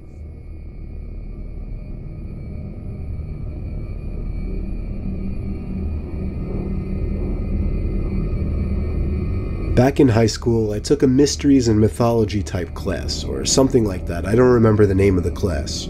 It basically just had to do with real life mysteries and creepy shit. I was into that kind of stuff. I was taking the class with a good friend, who I'll call Ben for this story. The teacher of the class took us on a field trip to a nearby abandoned village with an unknown past. The village was built in the early 1900s, but seems as though it had been quickly abandoned shortly after it was built. The bus ride there was about 20 minutes. All of us were glued to the bus windows as we pulled up some sketchy-looking, decrepit road cutting through dense forest. The road eventually led to a clearing. We were there. We stepped out onto the road, which had grass growing through the cracks. The grass surrounding was almost knee-high. Then there were the buildings. The tall, archaic brick buildings with the boarded-up windows all gave off such chilling vibes. The teacher lined all 20 of us up, counted heads, and then began leading the way. The point of this little field trip was to use the so-called skills we learned in class to see if we could put anything together about why the village may have been abandoned so long ago. Some of the buildings had holes in the walls to serve as entryways. There were even holes in the ground next to some of the buildings, seemingly dug to get into the basements of some of the buildings, which seemed creepy. There was one building though. It stood taller than any of the others. It just intrigued me the most. While the teacher was leading the group towards the village church, Ben and I decided to sneak off on our own to look for anything interesting. When we walked off in the direction of the tallest building, we saw a hole in the ground. It was dug by the back door of the building, which had been sealed off. In the hole was a ladder which led down to the concrete floor below. We both looked at each other and knew we had to do it. Ben climbed down first, then me. Luckily, this was just around the time Apple started putting flashlights on their phones, so we had a source of light. It was creepy down there. There were a couple of beer bottles, one graffiti tag on the wall, and dusty wooden planks everywhere. There was a wooden stairway which led up to complete darkness, since all windows and doors had been sealed shut from above. We had already gone as far as to enter the building, so we figured we'd go up the stairs too. I went first, and with each step, the creakiness of the 100-year-old wood made me feel as if I was going to fall through each and every step. Ben followed suit. This floor of the building was very tight. It seemed like there were many openings going off into different, smaller rooms. It was so dark in there you would never even guess it was daytime. Ben and I were honestly starting to get creeped out in there and agreed to go back outside. But just then, there was a noise in one of the tiny rooms, like a big rock hitting the concrete floor. A normal instinct would be to run, but Ben and I froze, locked eyes for a moment, then both tiptoed over to the opening of the room. We shined the lights into the room and ran. We ran back down the stairs and then up the rusty ladder back outside. We caught up to the group out of breath. We didn't say anything though to avoid getting in trouble. One of our classmates asked us what was wrong.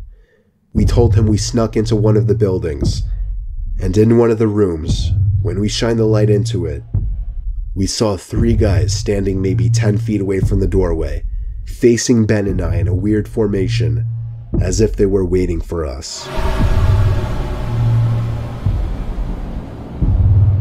As we continued following the group, we paid extra attention to the tall building we entered from the distance, and before leaving, we saw a person's face at one of the higher level windows that had not been boarded up.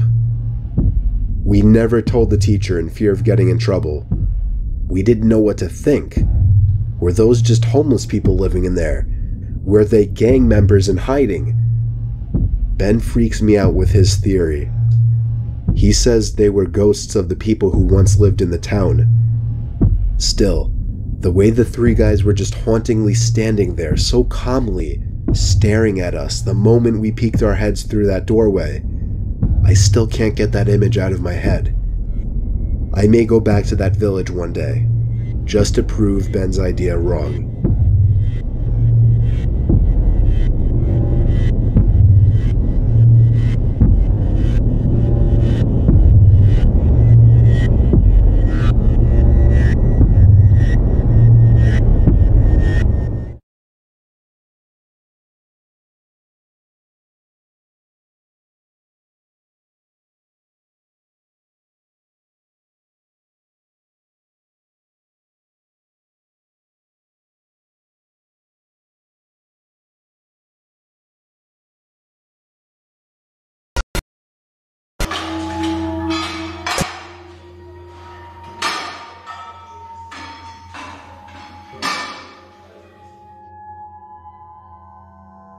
I joined a gym for the first time 3 months ago.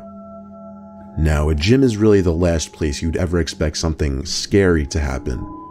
But last week, I had the most horrific experience of my life. I wear one of those wireless headphones when I go to the gym because the wired ones always get in the way and they're just annoying.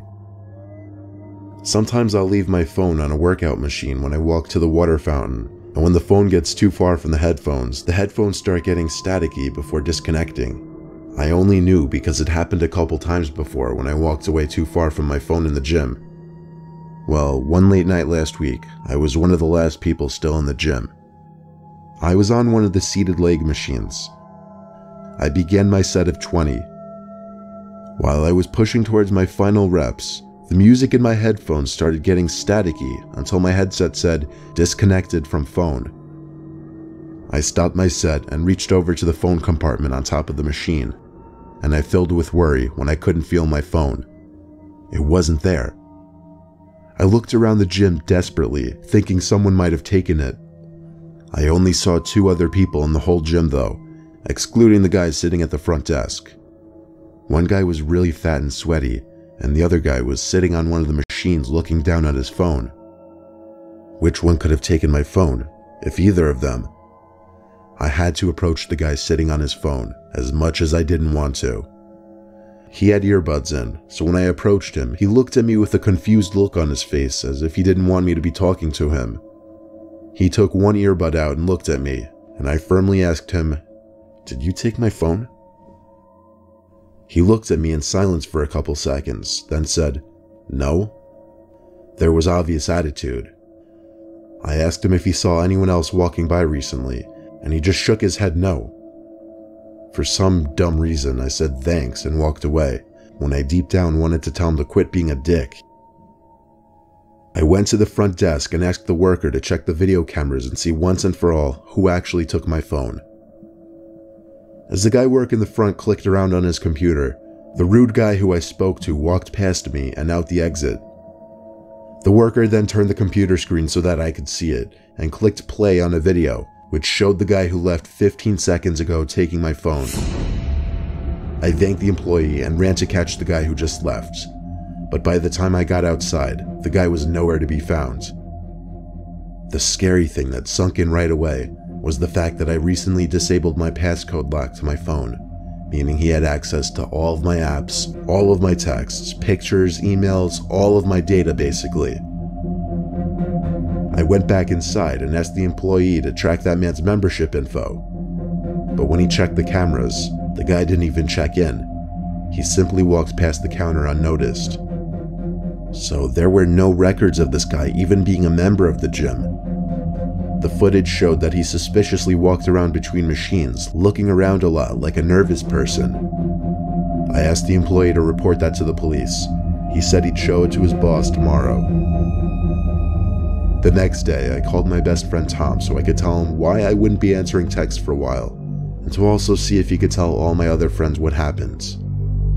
He started freaking out on the phone, begging me to tell him I was kidding about losing my phone. He told me someone had been sending him texts and came to his house. I didn't understand, so he said he'd be over to show me. 10 minutes later, Tom got to my house and showed me a long conversation between him and someone using my phone pretending to be me. It started out with the person on my phone saying, "Hey, can I stay at your place tonight? I got in a huge fight with my parents." Tom said, "Yeah, let me know when you come over." Then the guy who was using my phone said, "Can you just leave your back door open? I'm gonna be over super late and I don't want to wake you." The conversation went on a little while longer before Tom finally agreed to just leave his back door unlocked. Tom went back to sleep under the impression that it was actually me who would be coming through that back door. When we finished reading the conversation, Tom looked up at me and said, "The cameras." We rushed to his house together and watched the footage captured on the cameras throughout his house.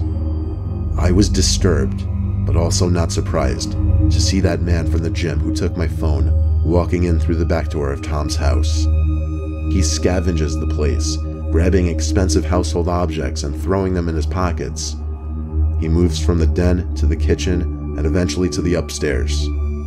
I saw the fear in Tom's face when he watched the man on the camera in the upstairs hallway open his bedroom door, step in for about 20 seconds, and come back out, leaving the door open. The man was in the house for about 10 minutes before sneaking back out the back door. It looked like he took a lot of valuables. Tom and I sent the video footage to the police, and when I went back to the gym, the manager told me she'd be sending their footage as well. 3 months later, not a word from the police, so whoever stole my phone and snuck into Tom's house got away with it scot-free.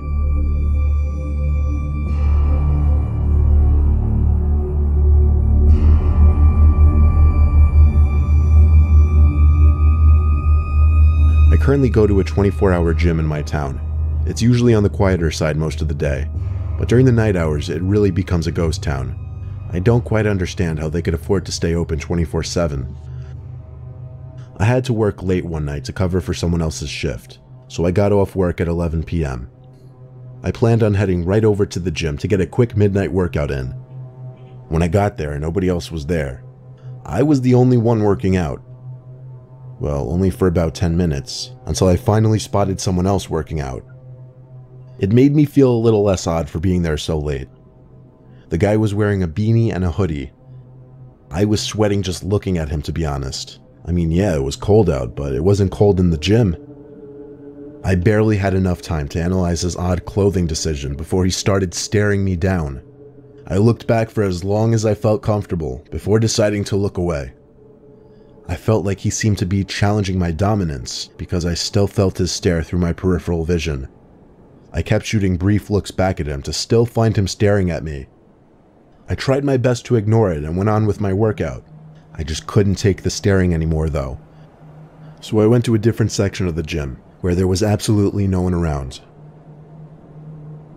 I was finally able to work out in peace. I was doing bicep curls by the free weights while facing the mirror. That's when I noticed it.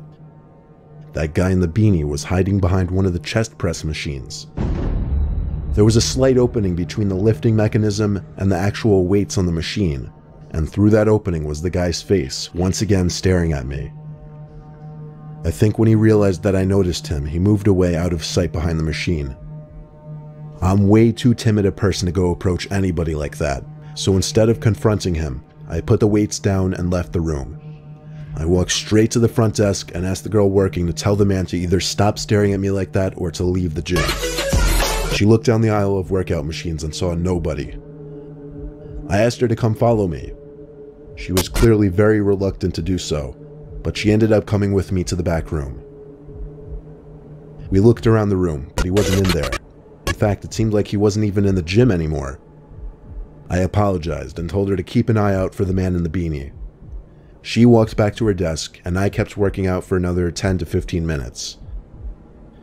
I waved goodbye to the girl as I left the gym and went to my car. As I put the key in the door lock, I heard manic footsteps hitting the concrete. I was confused at first. It sounded like somebody running in my direction. I turned 180 degrees. Someone was sprinting towards me from the dark. I stood like an animal frozen in headlights for a second as I stared in shock. When the person emerged into the circle of light under the light post I was parked under, I was able to instantly recognize the guy in the beanie and hoodie from earlier. I opened the car door and jumped inside, slamming it shut behind me. I slammed my hand down on that tiny lock knob atop the door handle a split second before the man tried to open the door. As I started the car, he started to kick at my door and window. I threw the handle into reverse and stepped on the gas. The car jolted backwards away from the man, and I was able to escape the parking lot safely. I got home and found a bunch of dents in my door from the man's kicks. Admittedly, I should have called the cops, or even the gym, and warned the girl of the man now that she was alone. Instead, I selfishly just went to bed and told myself I would never go to the gym late at night again.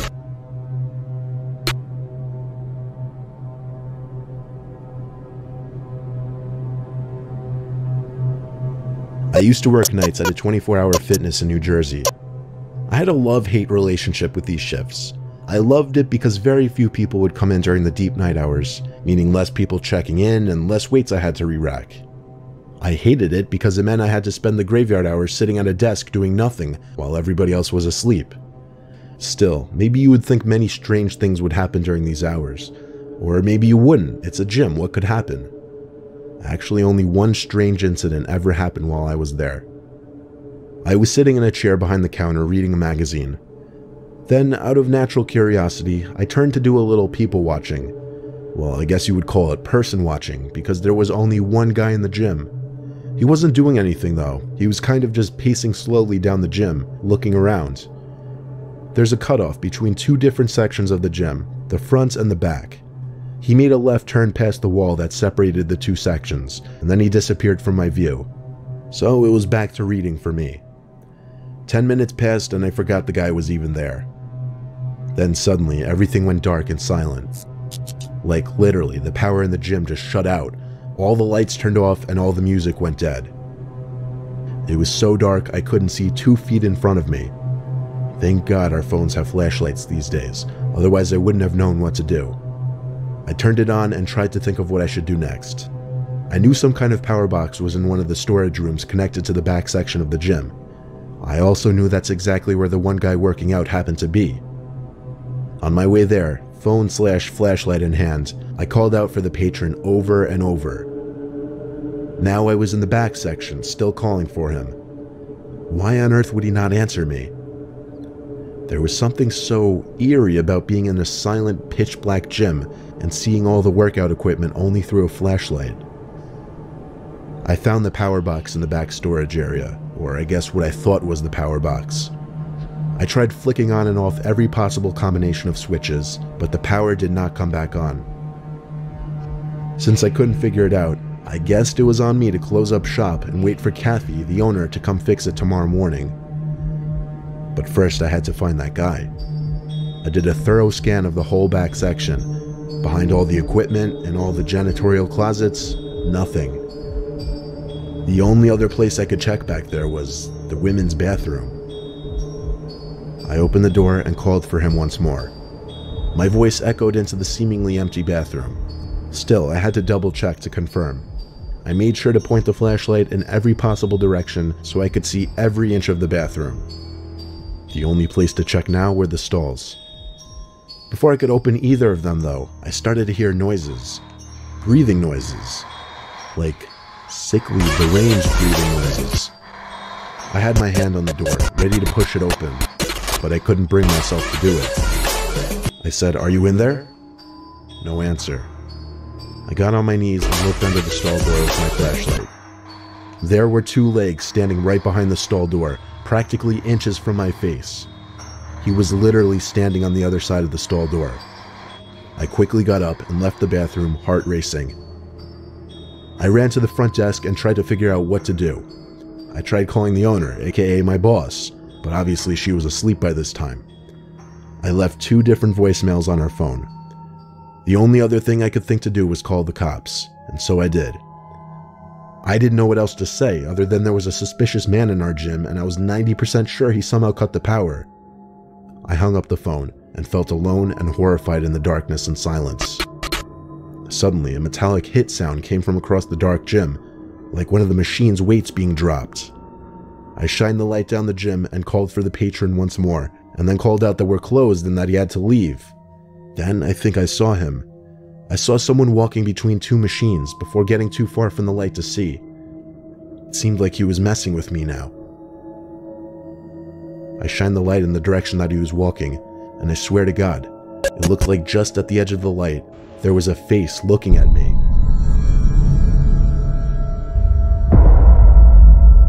The blue and red lights from the cop car outside lit up the front section of the gym briefly. A cop knocked on the now dysfunctional front door, and I physically opened it to let him in. He took out his flashlight, greeted me, and said he'd take a look around. All I saw from the front desk was the light of the officer patrolling the whole entire gym, including bathrooms and closets, before coming back to me and saying it's empty. He suggested that whoever it was left through the back door, and that I should lock up and come back tomorrow morning. And that's exactly what I did. By the time I got back the next morning to check on things, Kathy was already there. Apparently it was just a simple power outage the night previous. Kathy and I checked the camera footage together in those brief moments before the power went out. We checked for the guy I described, but he wasn't there. There was no footage of him entering the gym, there was no footage of him working out, or even just walking around the gym. Kathy looked at me like I was a loon, but I was too frozen with shock and confusion to care. I swore up and down to her that someone was there that night. To this day, I don't know if she believed me. I don't even know what to think of that night, but I know I saw someone there that night, regardless of what the cameras might have shown.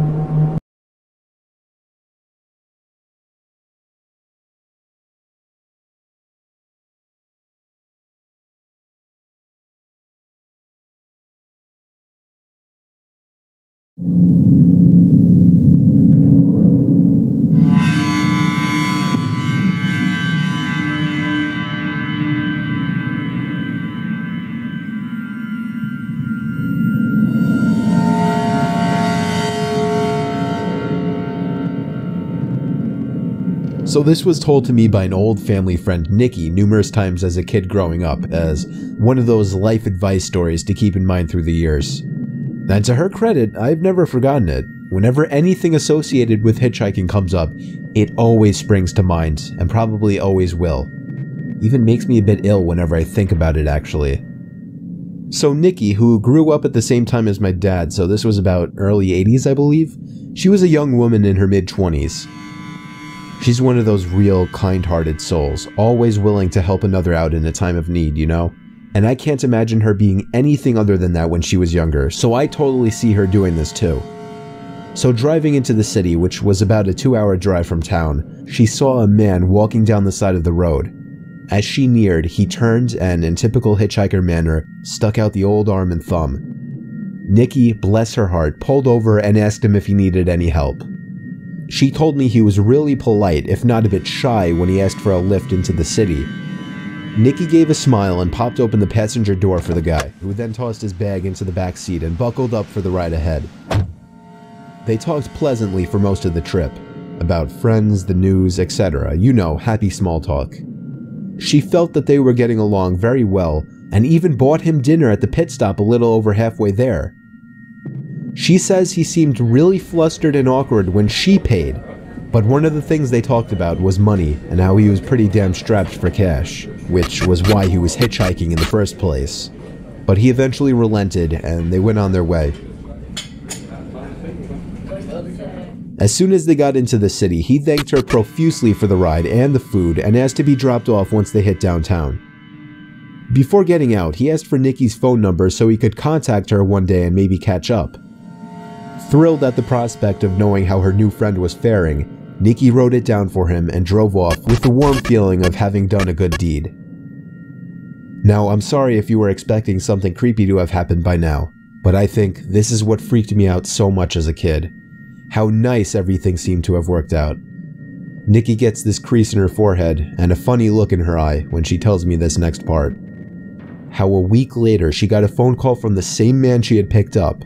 He didn't let her get a word in edgewise after hello and told her that she should thank God that she was raised so nice, because when he first got in the car, he was planning on raping and murdering her once they got to that pit stop. That he was going to steal that car and dump her body in a ditch further down the road and go on his merry way.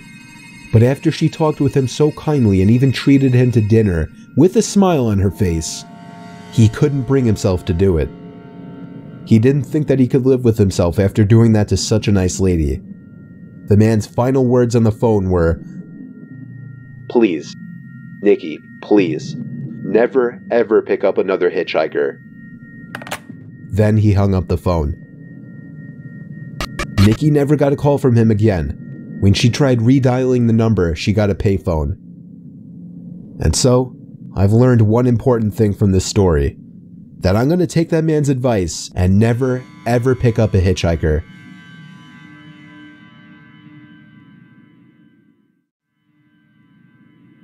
The Wrong Hitchhiker by Nathan Bartholomew. I've learned one thing from my one and only experience picking up a hitchhiker. Don't pick up a hitchhiker. It was a Saturday night, probably around 1 in the morning. I was driving down the 542 in New Jersey, a route I commonly took to get into town. It was a long stretch of nothing but woods on either side with the occasional residence. I was on my way back home from town, and as usual at this time of night around our quiet old town, there was not a single other car on the road. I turned on the off-road lights on my Jeep to have optimal vision on the unlit highway, which allowed me to spot somebody far down the road, just standing at the side. As I got closer, I saw him raise his arm up and stick up his thumb. He was trying to hitch a ride. My heart started racing. I had no idea if I should stop or not. I slowed down just to get a better look at the guy, first of all. He seemed like a younger man, maybe 28. He had on a light gray hoodie with the hood over his head and blue denim jeans. The time to make a decision was immediate, and with a lack of my better judgment in the heat of the moment, I came to a stop, rolled down the window, and asked, "Where are you heading to, friend?" "Just up the road," he said in a deep, quiet tone. "Hop in," I called out the window. He opened the door to my Jeep and stepped inside slowly. Jeep Wranglers have very tight seals on the doors, so when he tried to close the door the first time, it didn't shut. I politely said, "Oh, the door didn't shut. Just open and slam it shut real hard. These doors are hard to close." The body language he was giving off in response was unsettling. About 3 seconds after I had finished my sentence, he looked at me, then turned his head slowly to the right, and again waited 3 or 4 more seconds before finally opening the door and then slamming it back shut. By the way this guy was moving, I already regretted my decision to let him in. I put my foot on the gas and we started moving along the road. The speed limit on this road was 55, but I was going 75 just to get the guy to his destination quicker. "So, how far did you say you're going?" There was an awkward gap of silence before he replied with, "Just a few miles up." I wanted to turn the radio on to kill this awkward and downright creepy silence, but something in my head told me not to for whatever reason.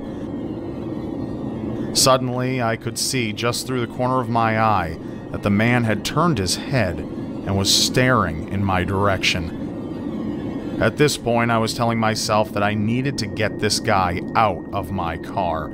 For a good mile, I felt his gaze just hitting me like a brick, and all the while I tried my best not to look back. Finally, he turned his head the other way and said, "You know, I've been wondering for the longest time if it's just worth it to end it all." I looked at him in confusion. He dug his hand into his pocket and said, "I've been carrying this knife with me for the past few weeks, wondering when the right time would come." He pulled out a big red knife from his pocket, and at that instant I felt like my stomach had dropped out of my body. I told him to put the knife away immediately. He told me in a calm, emotionless voice, "Pull over next to that sign." I did what he said, coming to a stop next to a speed limit sign, and what followed still haunts me. He began to slit his forearm next to 3 other scars from previous assumed self-inflicted cuts and let out a disturbing moan. I managed to choke out the words, "You need to get out of my car right now, buddy." He looked at me again and said, "Get out of the car. I want to show you something." I told him no, and he raised his knife up closer to me as an obvious threat. "Just get out for a second. There's something I want to show you behind that sign." I knew my life was on the line and I had to be smart. I said, "Yeah, okay, man. Let's go." I opened the door to my Jeep, making a point of leaving it open, raised my hands in the air and backed away slowly from the door. He too left the car and started walking over to my side. At the exact moment that he was directly behind the car, I jumped back in, threw it into drive, and floored it down the road, never looking back. I got back home within 10 minutes, still breathing heavily and wanting to throw up. This was the scariest thing that has ever happened to me, and I urge everybody and anybody that if you by some chance see a hitchhiker on a dead road at some odd hours of the night, do not take any course of action other than speeding right past them.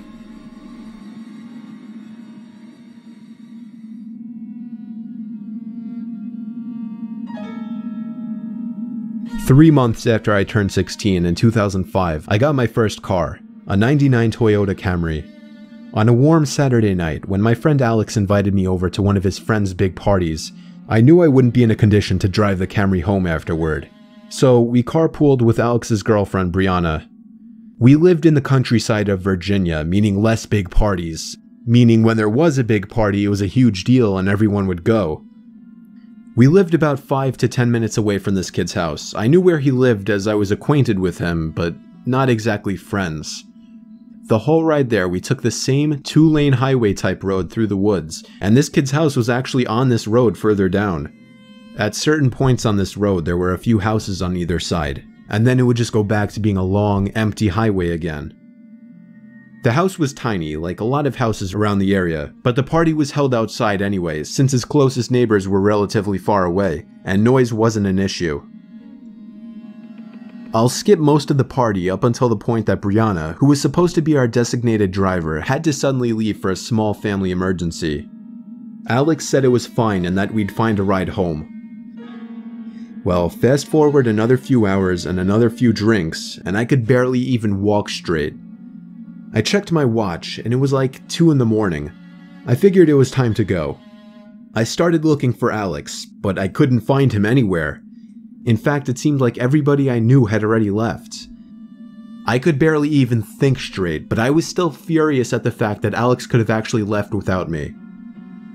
I asked to use the party host's phone and dialed Alex's home number. After 2 tries, I gave up and then realized I shouldn't wake his family up. So, literally not knowing what else to do, I dizzily stepped out onto the road and began walking back home. I knew this walk would take anywhere from half an hour to an hour in my condition. Maybe after 15 minutes of walking down the road, the slight shine of car headlights on the road was fading in from behind me.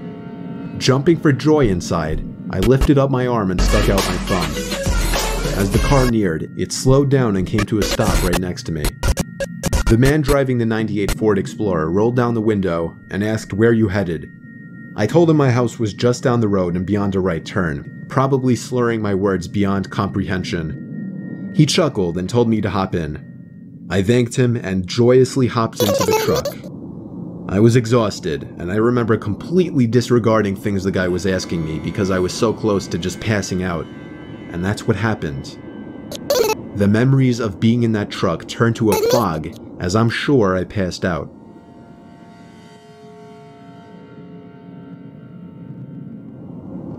The next thing I remember, I woke up still in the moving truck.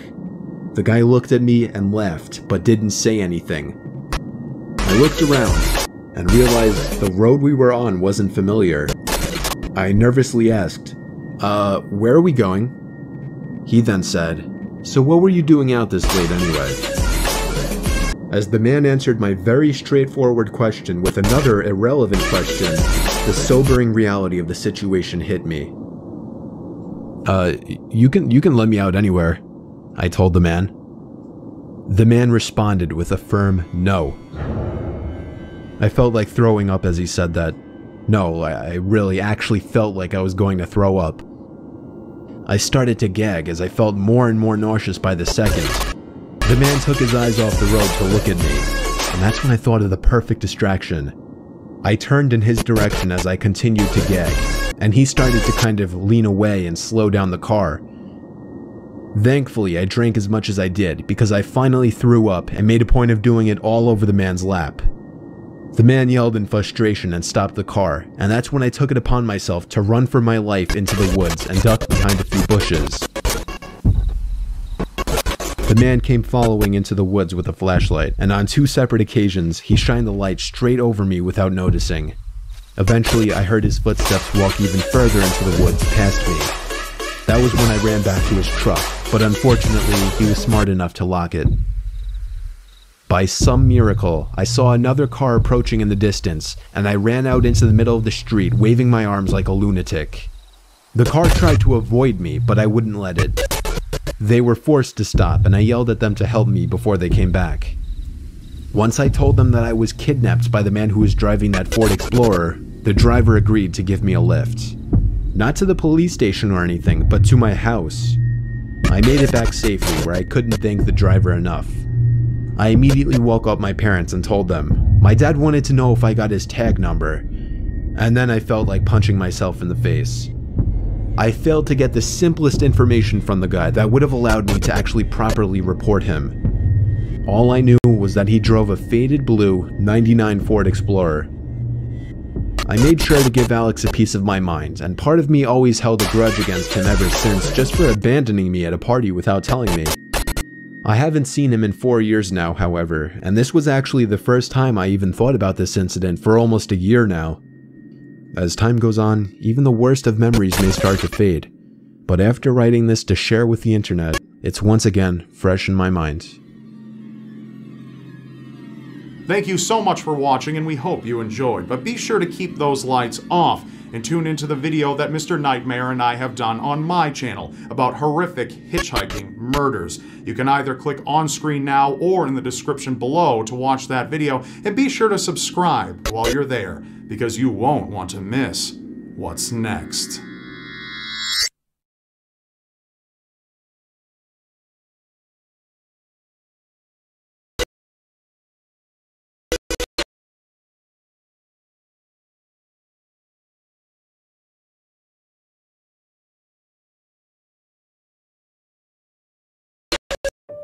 Just to state a couple things before this starts, these entries are all written by the same person. There will be a transition on screen between each story. I wasn't sure where else to post these stories, so I figured I'd share them here.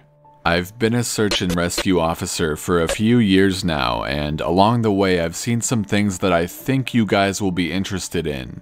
I have a pretty good track record for finding missing people. Most of the time, they just wander off the path or slip down a small cliff and they can't find their way back. The majority of them have heard the old "stay where you are" thing and they don't wander off, but I've had 2 cases where that didn't happen. Both bother me a lot, and I use them as motivation to search even harder on the missing persons cases I get called on. The first was a little boy who was out berry picking with his parents. He and his sister were together, and both of them went missing around the same time. Their parents lost sight of them for a few seconds, and in that time, both the kids apparently wandered off. When their parents couldn't find them, they called us, and we came out to search the area. We found the daughter pretty quickly, and when we asked her where her brother was, she told us that he'd been taken away by the bear man. She said he gave her berries and told her to stay quiet, that he wanted to play with her brother for a while, and that's the last she saw of her brother. He was riding on the shoulders of the bear man and seemed calm. Of course, our first thought was abduction, but we never found a trace of another human being in the area. The little girl was also insistent that he wasn't a normal man, but that he was tall and covered in hair like a bear, and that he had a weird face. We searched the area for weeks. It was one of the longest calls I've ever been on, but we never found a single trace of that kid. The other was a young woman who was out hiking with her mom and grandpa. According to the mother, her daughter had climbed up a tree to get a better view of the forest, and she'd never come back down. They waited at the base of the tree for hours, calling her name before they called for help. Again, we searched everywhere, and we never found a trace of her. I have no idea where she could have possibly gone, because neither her mother or grandpa saw her come down.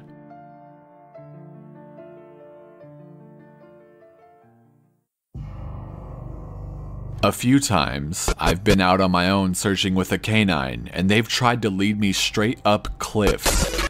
Not hills, not even rock faces.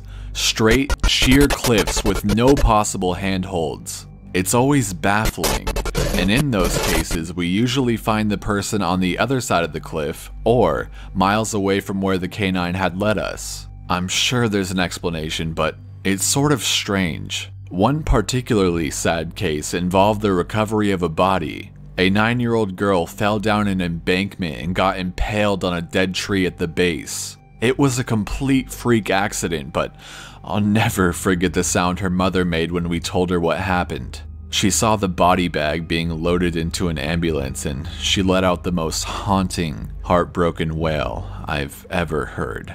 It was like her whole life was crashing down around her and a part of her had died with her daughter. I heard from another search and rescue officer that she killed herself a few weeks after it happened. She couldn't live with the loss of her daughter.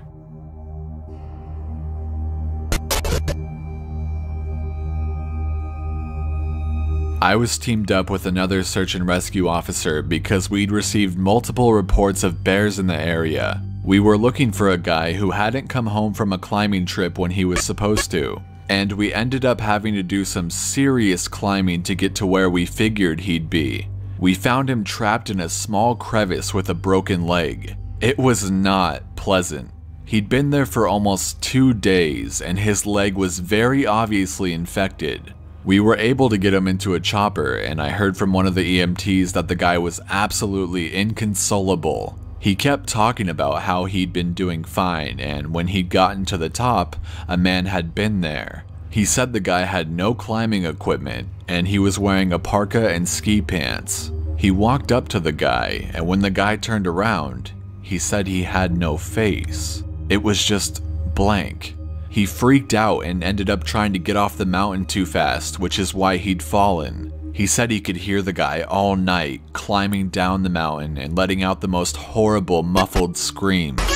That story bothered the hell out of me. I'm glad I wasn't there to hear it. You can touch smooth me. One of the scariest things I've ever had happen to me involved a search for a young woman who'd gotten separated from her hiking group. We were out until late at night because the dogs had picked up her scent. When we found her, she was curled up under a large rotted log. She was missing her shoes and her backpack, and she was clearly in shock. She didn't have any injuries, and we were able to get her to walk with us back to the base. Along the way, she kept looking behind us and asking why that big man with black eyes was following us.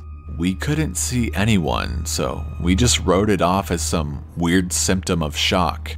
But the closer we got to the base, the more agitated this woman got.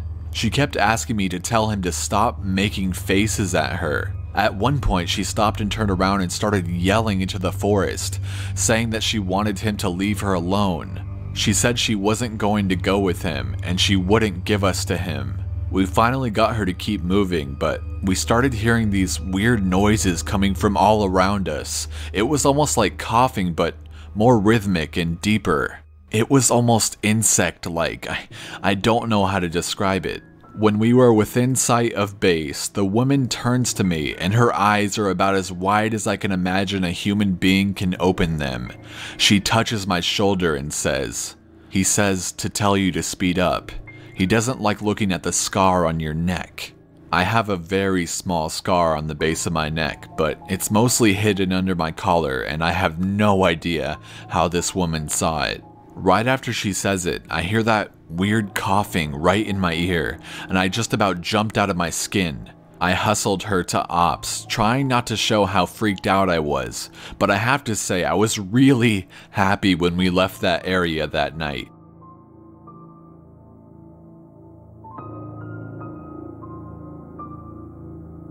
Alright, this is the last one I'll tell for now, and it's probably the weirdest story I have. Now, I don't know if this is true in every search and rescue unit, but in mine, it's sort of an unspoken regular thing we run into. You can try asking about it with other search and rescue officers, but even if they know what you're talking about, they probably won't say anything about it. We've been told not to talk about it by our superiors, and at this point, we've all gotten so used to it that it doesn't even seem weird anymore. On just about every case where we're really far into the wilderness, I'm talking 30 or 40 miles, at some point, we'll find a staircase in the middle of the woods. It's almost like if you took the stairs in your house, cut them out, and put them in the forest. I asked about it the first time I saw some, and the other officer just told me not to worry about it and that it was normal. Everyone I asked said the same thing. I wanted to go check them out, but I was told very seriously that I should never go near any of them. I just sort of ignore them now when I run into them because it happens so frequently. I have a lot more stories, and I suppose if anyone's interested, I'll tell some of them tomorrow. If anyone has any theories about the stairs, or if you've seen them too, let me know.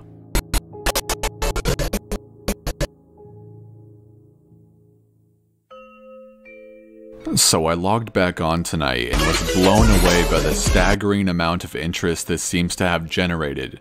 First off, I'll address a few things that you guys have brought up. There's been an overwhelming amount of people mentioning the similarity between some of my stories and those of David Paulides. I assure you I'm not trying to rip him off in any way. I've got nothing but respect for the guy. He's actually what inspired me to write this because I can verify a lot of the things that he talks about. We do have a lot of these strange missing persons cases, and most of the time they aren't solved. Either that, or we find them in places they have no business being in. I personally haven't been on many calls like that, but I'll share a few that I've seen, and a story my friend told me that relates to this.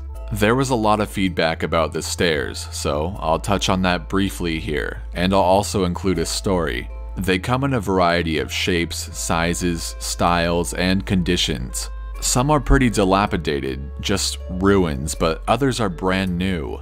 I saw one set that looked like they came from a lighthouse. They were metal and spiral, almost old-fashioned. The stairs don't go up infinitely, or farther than I can see, but some sets are taller than others. Like I said before, just imagine the stairs in your house as if someone cut and pasted them in the middle of nowhere. I don't have any pictures personally. It's never really occurred to me to try again after the first time, and I don't really feel like risking my job over it, but I'll try again in the future. I can't really promise anything. A few people expressed confusion about the guy who ran into the man with no face. Just to clarify, when the climber ascended and reached the top of this peak, he saw another man in a parka and ski pants. This was the man with no face. Sorry about the confusing wording of that story. I'll try to avoid that in the future. Alright, now on to the news stories.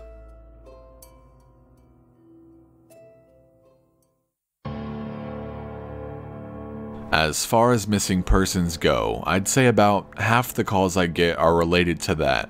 The others are rescue calls, people who fall down cliffs and hurt themselves, get injured by fire.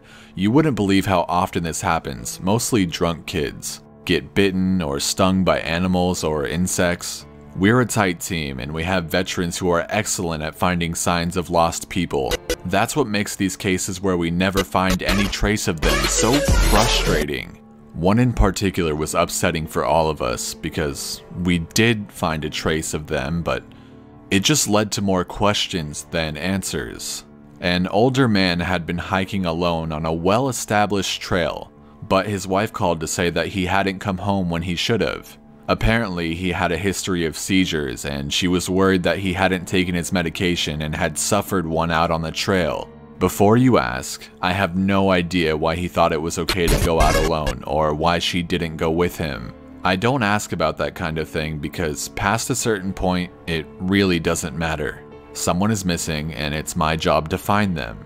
We went out in our standard search formation, and it wasn't long before one of our vets found signs that the guy had gone off the trail. We grouped up and followed him, spreading out in a fan to make sure we were covering as much ground as possible. Suddenly, a call comes over the radio telling us to all head back to the vet's location and we have to come right away, because this usually means the missing person is injured and we need a full team to help get them to safety. We meet back up and the vet is just standing at the base of the tree with his hands on the side of his head. I ask my buddy what's going on and he points up into the branches of the tree. I almost couldn't believe what I was seeing, but there's a walking stick dangling from a branch at least 30 feet off the ground. The little strap thing on the handle has been looped around the branch and it's just hanging there. There's no way the guy could have tossed it up that far, and we don't see any signs that he's still in the area. We call up into the tree, but it's obvious no one's in it.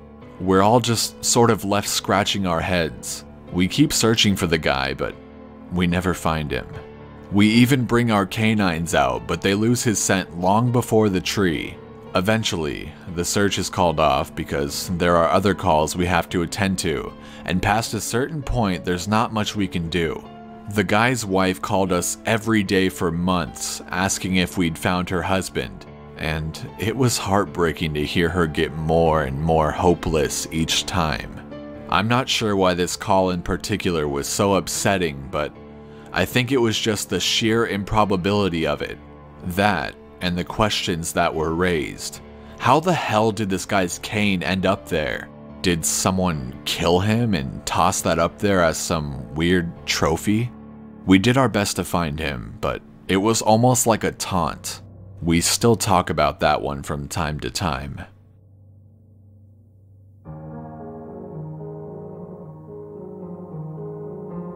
Missing kids are the most heartbreaking.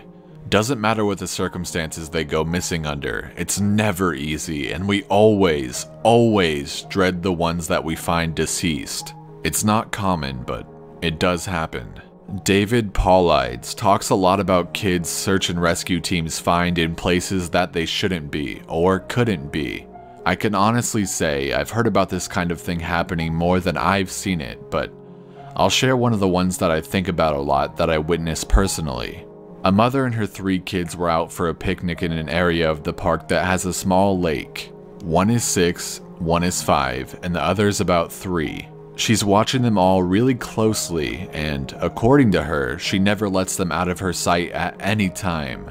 She never saw anyone else in the area either, which is important. She packs their stuff up and they start to head back to the parking area. Now, this lake is only about 2 miles into the woods, and it's on a very clearly established trail. It's almost impossible to get lost from the parking area to it, unless you're deliberately going off the path like an imbecile. Her kids are walking in front of her when she hears what sounds like someone coming up the path behind her. She turns around, and in the 4 or so seconds she's not looking, her 5-year-old son vanishes. She figures he's stepped off the trail to go pee or something, and she asks her 2 other kids where he went. They both tell her that a big man with a scary face came out of the woods next to them, took the kid's hand, and led him into the woods. The 2 remaining kids don't seem upset. In fact, she says later that it seems like they've been drugged. They're sort of spacey and fuzzy. So of course, she freaks out, starts frantically looking around the area for her kid. She's screaming his name, and she says at one point she thinks she heard him answer her. Now, obviously she can't go blindly running into the woods, she's got the other 2 kids, so she calls the police and sends us out immediately. We respond and we start the search for him. Over the course of this search, which spans miles, we never find a single trace of the kid. The canines can't pick up any scent, we don't find any clothing or broken bushes or literally anything that would signify a child being out there. Of course, there's suspicion about the mother for a while, but it's pretty clear that she's completely destroyed by the whole thing. We look for this kid for weeks with a lot of volunteer help, but eventually the search peters out and we had to move on. The volunteers keep searching though, and one day we get a call on the radio letting us know that a body has been found and needs to be recovered. They tell us the location, and none of us can believe it. We figure it has to be a different kid. But we go out there, about 15 miles from the site where he vanished, and sure enough, we find the body of the kid we've been looking for. I have been trying to figure out how this kid got where he did ever since we found him, and I've never come up with an answer. A volunteer just happened to be in the area because he figured he might as well look in places no one else would think to on the off chance the body had been dumped. He comes to the base of a tall, rocky slope, and halfway up, he sees something. He looks through his binoculars, and sure enough, it's the body of a little boy, stuffed in a little opening in the rock. He recognizes the color of the kid's shirt, so he knows right away that it's the missing boy. That's when he calls it in and we're dispatched. It took us almost an hour to get his body down, and none of us could believe what we were seeing. Not only was this kid 15 miles from where he'd started, there was no possible way he could have gotten up there on his own. This slope is treacherous, and it's hard for even us to climb on it with our climbing gear. A 5-year-old boy had no way of getting up there, of that I'm certain. Not only that, but the kid doesn't have a scratch on him. His shoes are gone, but his feet aren't damaged or dirty, so it wasn't as if an animal dragged him up there, and from what I can tell, he hasn't been dead that long. He'd been out there over a month by that point, and it looked like he'd only been dead for, at most, a day or two. The whole thing was unbelievably strange and was one of the most disconcerting calls I've ever been on. We found out later that the coroner determined the kid had died from exposure. He'd frozen to death, probably late at night 2 days before we found him. There were no suspects and no answers. To date, it's one of the weirdest things I've ever seen.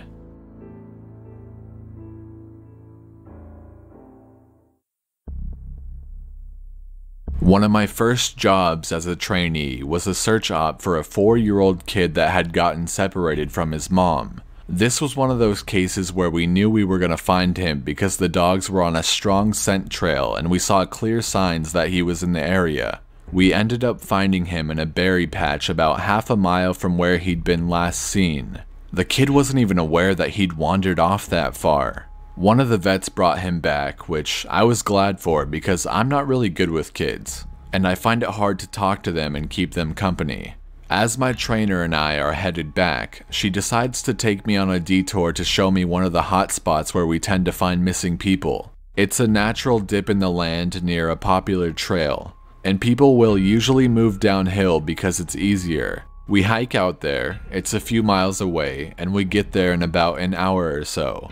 As we're walking around the area, and she's pointing out places she's found people in the past, I see something in the distance. Now, this area we're in is about 8 miles from the main parking area, though there's back roads you can take to get closer if you don't want to hike that far. But we're on state-protected land, which means there can't be any kind of commercial or residential development out here. The most you'll ever see is a fire tower or makeshift shelter that homeless people think they can get away with building. But I can see from here that whatever this thing is has straight edges, and if there's one thing you learn quickly, it's that nature rarely makes straight lines. I point it out, but she doesn't say anything.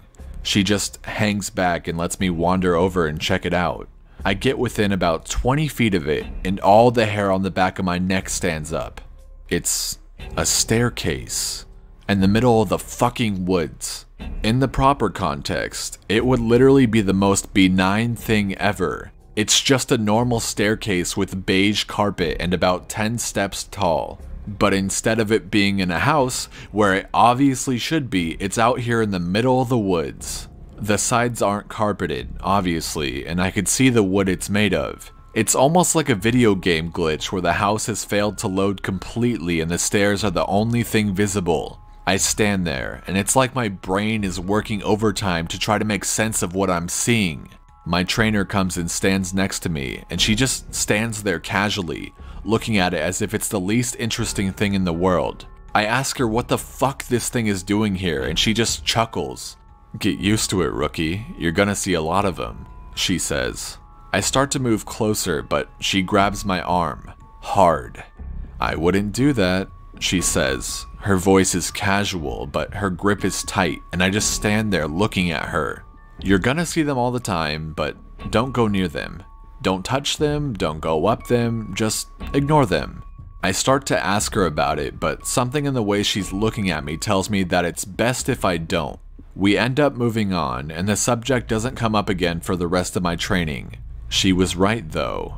I'd say about every 5th call I go on, I end up running across a set of stairs. Sometimes they're relatively close to the path, maybe within 2 or 3 miles. Sometimes they're 20, 30 miles out, literally in the middle of nowhere, and I only find them during the broadest searches or training weekends. They're usually in good condition, but sometimes it looks like they've been out there forever. All different kinds, all different sizes. The biggest I ever saw looked like they came out of a turn-of-the-century mansion and were at least 10 feet wide, with steps leading up at least 15 or 20 feet. I've tried talking about it with people, but they just give me the same response my trainer did. It's normal. Don't worry about it. They're not a big deal, but don't go close to them or up them. When trainees ask me about it now, I give them the same response. I don't really know what else to tell them. I'm really hoping someday I get a better answer, but it hasn't happened yet.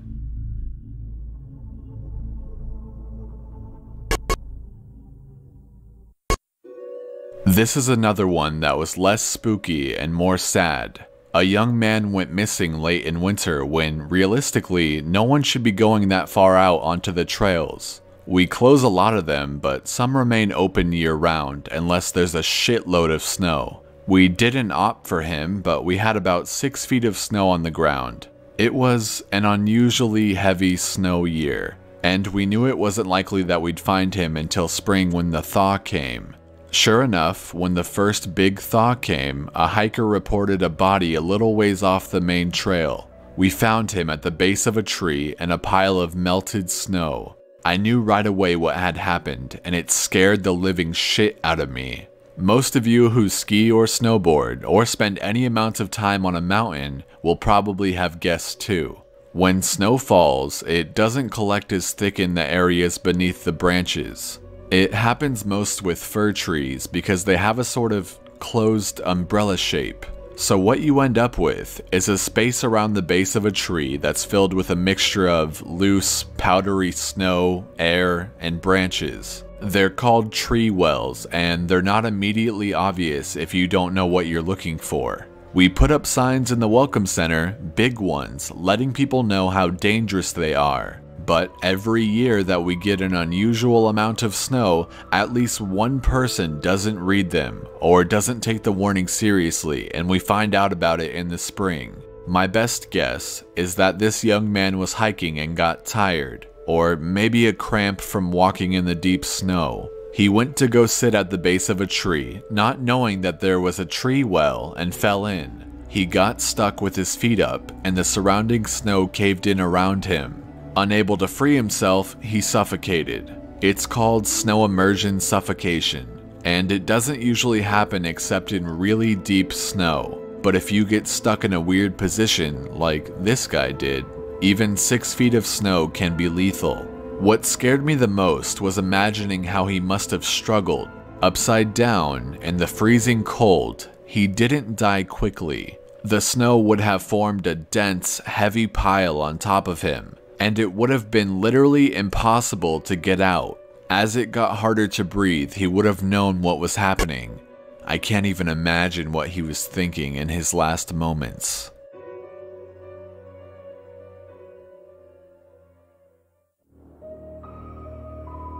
A lot of my less outdoorsy friends want to know if I've ever seen the goat man while I've been out on calls. Unfortunately, or I guess fortunately, I've never had anything quite like that happen.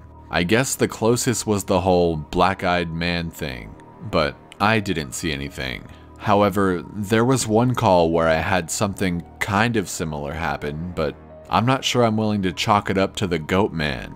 We'd gotten a report that an older woman had fainted along one of the trails and needed assistance getting back down to the main area. We hike up to where she's at, and her husband is just beside himself. He runs, well, I guess more jogs to us, and tells us that he was a little ways off the trail looking at something when his wife starts screaming behind him. He runs back to her, and she's passed out on the trail.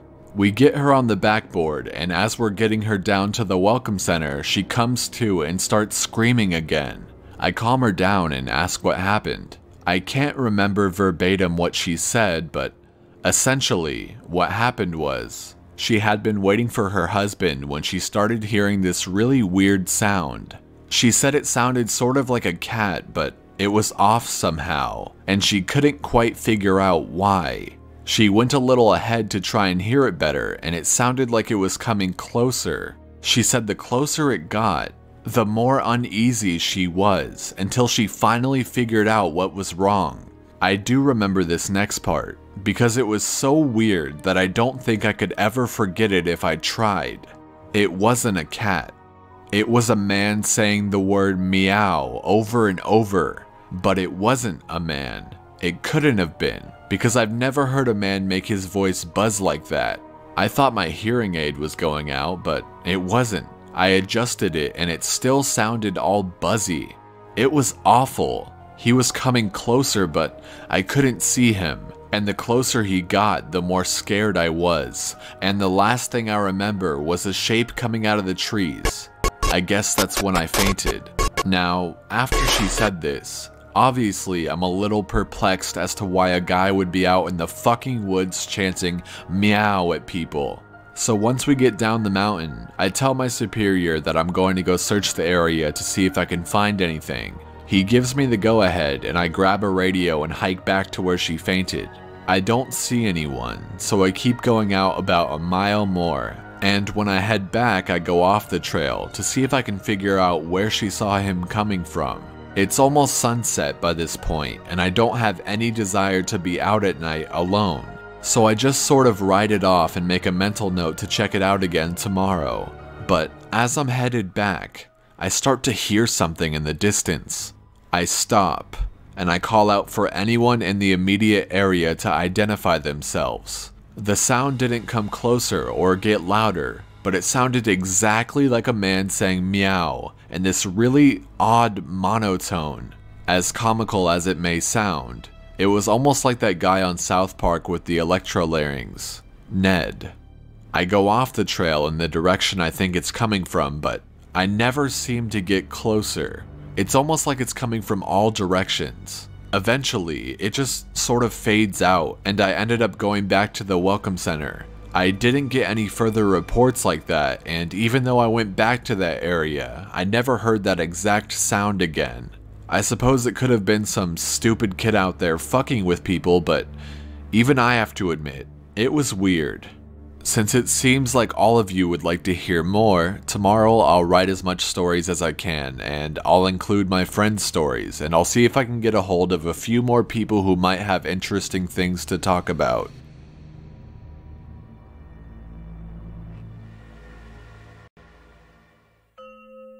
Well, once again, you guys have blown me away with your staggering amounts of responses to my stories. There's no way I can respond to each of you individually, so I'm just going to address some common things again, and then I'll move on to the stories.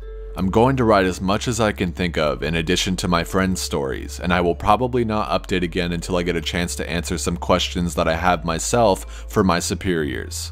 Alright, so the common questions I found you all had. No, I'm not comfortable talking about where exactly I work, unfortunately.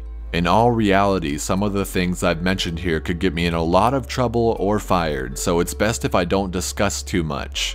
I will say that I'm in the United States, and in an area that is comprised of a great deal of wilderness. We're talking hundreds of miles of thick forest with a mountain range and a few lakes. There is still a great amount of interest in the stairs, and luckily for you guys, my friend has a story that I think you'll all be very interested in.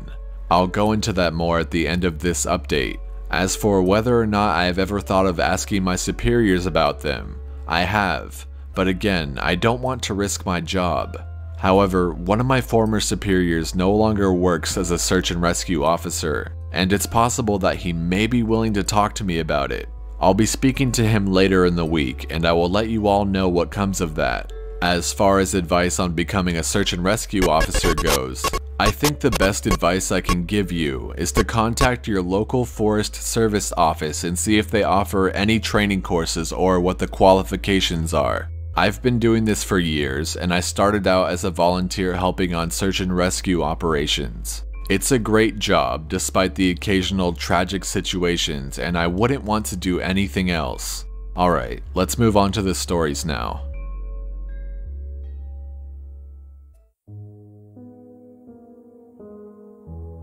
The first happened on a case that I went on right after I got out of training, and I was still pretty new to everything. Before I took this job, I was a volunteer, so I had a basic idea of what to expect. But on those calls, you're mostly dealing with finding lost people after vets have found signs of them. As a search and rescue officer, you go out for all kinds of cases, from animal bites to heart attacks. This case got called in early in the morning from a young couple who were up on one of the trails that goes by the lake. The husband was completely hysterical, and we couldn't really figure out what was going on. We could hear the woman screaming in the background, and he was begging us to come up there right away. When we get there, we see him holding his wife, and she's got something in her arms. She's screaming these awful, almost animal-like screams, and he's sobbing. He sees us, and he screams at us to go help them and to please get an ambulance up there. Now, obviously we can't just drive an ambulance up the walking path, so we ask him if his wife needs help or if she can walk on her own. He's still hysterical, but he manages to tell us that it's not his wife that needs help. I go over while one of the vets tries to calm him down, and I ask his wife what's going on. She's rocking back and forth, holding something, and just shrieking over and over again. I crouch down and see that whatever she's holding is covering her with blood. That's when I notice the sling on her front, and my heart sinks. I ask her to tell me what's going on, and I sort of pry her arms gently open so I can see what she's holding. It's her baby, obviously dead. His head is caved in on one side and he's covered in scratches. Now, I've seen dead bodies before, but something about this whole situation just hit me really hard. I have to take a second to compose myself, and I get up to go get one of the other vets who's standing by. I tell him that it's a dead kid, and he sort of just pats my shoulder and tells me that he'll deal with it. It took us over an hour to get this woman to let us see her kid. Every time we try to take him from her, she flips out and tells us we can't have him and that he'll be okay if we just leave her alone and let her help him. But eventually, one of the vets manages to calm her down and she gives us the body. We took it back to the med area, but when the EMTs showed up, they told us that there was never any hope of saving the kid. He had died instantly from the trauma to his head. I was good buddies with one of the nurses who met them at the hospital, and she told me later what had happened. Turns out, the couple had been walking with the baby in the sling, and they stopped because the kid was fussing. The dad takes the kid and is holding him, looking out over this little gully by the path. The mom comes to stand next to him, but she ends up stepping on a loose patch of soil and she trips. She falls into the dad, who drops the kid, who ends up falling about 20 feet down this little gully onto the rocks at the bottom. The dad climbed down and recovered the kid, but he'd fallen right on his head and was dead by the time they got there. The baby was only about 15 months old. It was a total freak accident, a series of events that coalesced into the worst possible outcome. Probably one of the more awful calls I've been on.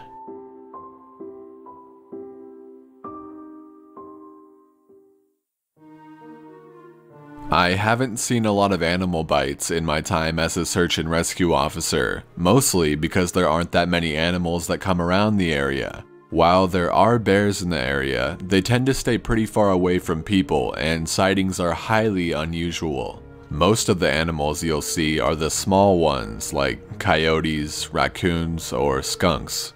What we do see frequently though are moose. And let me tell you, moose are nasty fuckers. They'll chase after anything for any reason, and God help you if you get in between a female and its baby.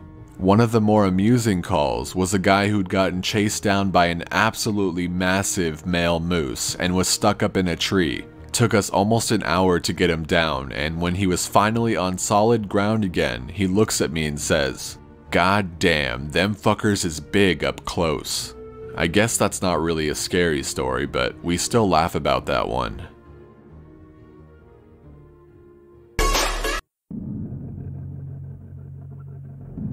I honestly don't know how I had forgotten this story, but it is, by far, the scariest thing that's happened to me. I guess maybe I've tried so long to forget about it that it just didn't come to mind right away.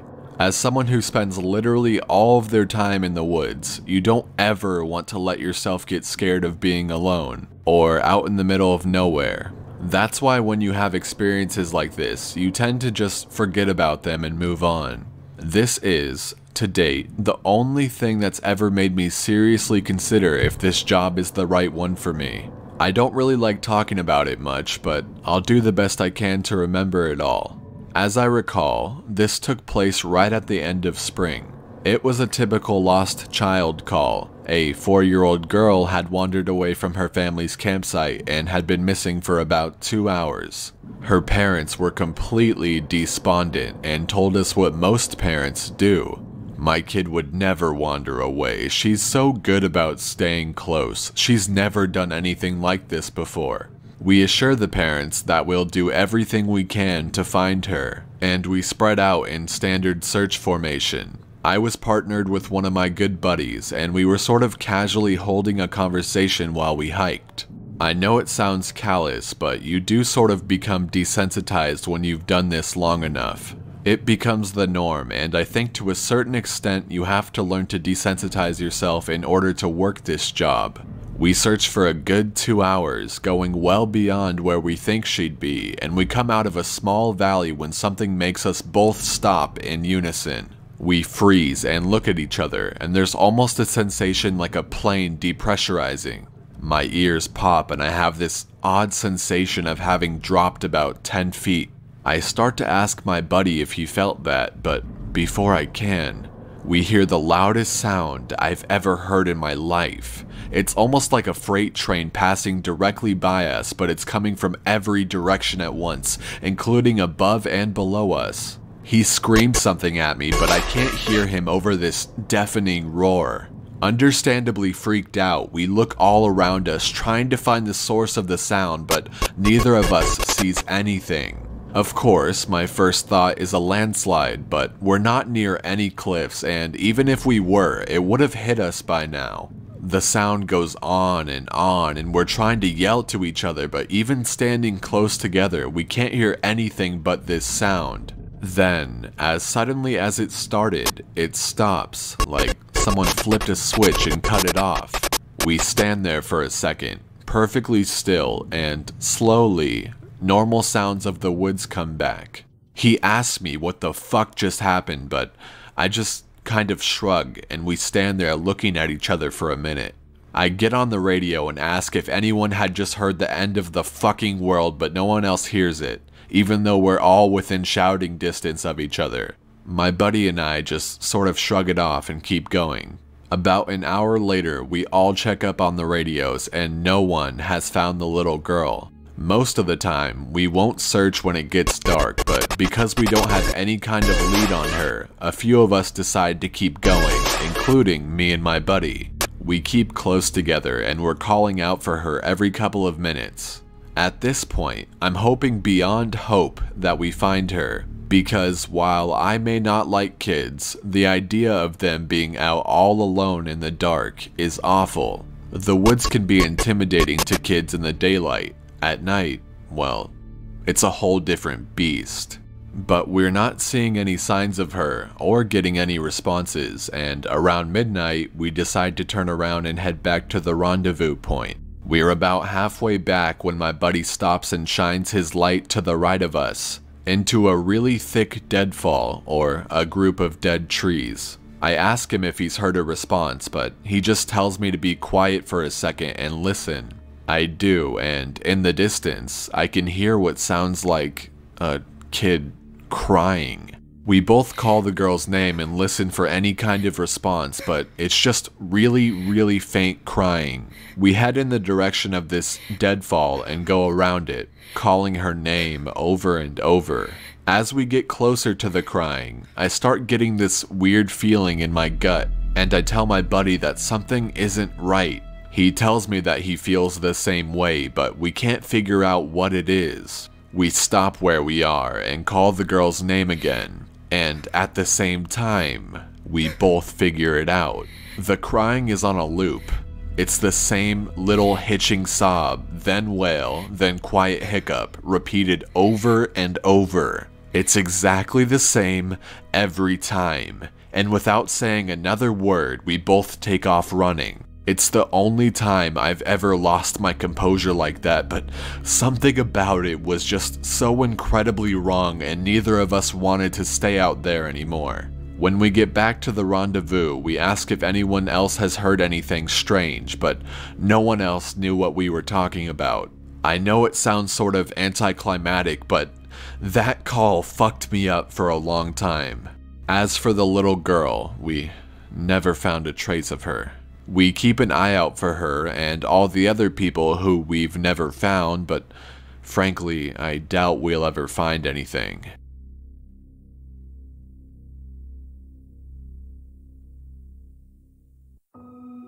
Of all the missing persons calls I've gone out on, only a handful have ever resulted in complete disappearance, meaning no trace of the person and no body was ever found. But sometimes, finding a body just leads to more questions than answers. Here's a list of some of the bodies we've found that have become infamous in our team. A teenage boy whose remains were recovered almost a year after he vanished. We found the top of his skull, 2 finger bones, and his camera almost 40 miles from where he was last seen. The camera, sadly, was destroyed. The pelvis of an older man who had vanished a month earlier, that was all we found. The lower jaw and right foot of a 2-year-old boy on the highest peak of a ridge in the southern part of the park. The body of a 10-year-old girl with Down syndrome almost 20 miles from where she'd vanished. She had died of exposure 3 weeks after going missing, and all of her clothes were intact except for her shoes and jacket. There were berries and cooked meat in her stomach when they did the autopsy. The coroner said it appeared as if someone had been taking care of her. There were no suspects ever identified. The frozen body of a 1-year-old baby found a week after vanishing in the hollowed trunk of a tree 10 miles from where he was last seen. There was fresh milk found in his stomach, but his tongue was gone. A single vertebrae and right kneecap of a 3-year-old girl found in the snow almost 20 miles from the campground her family had been at the previous summer. Now, on to a couple of the stories that my friend told me.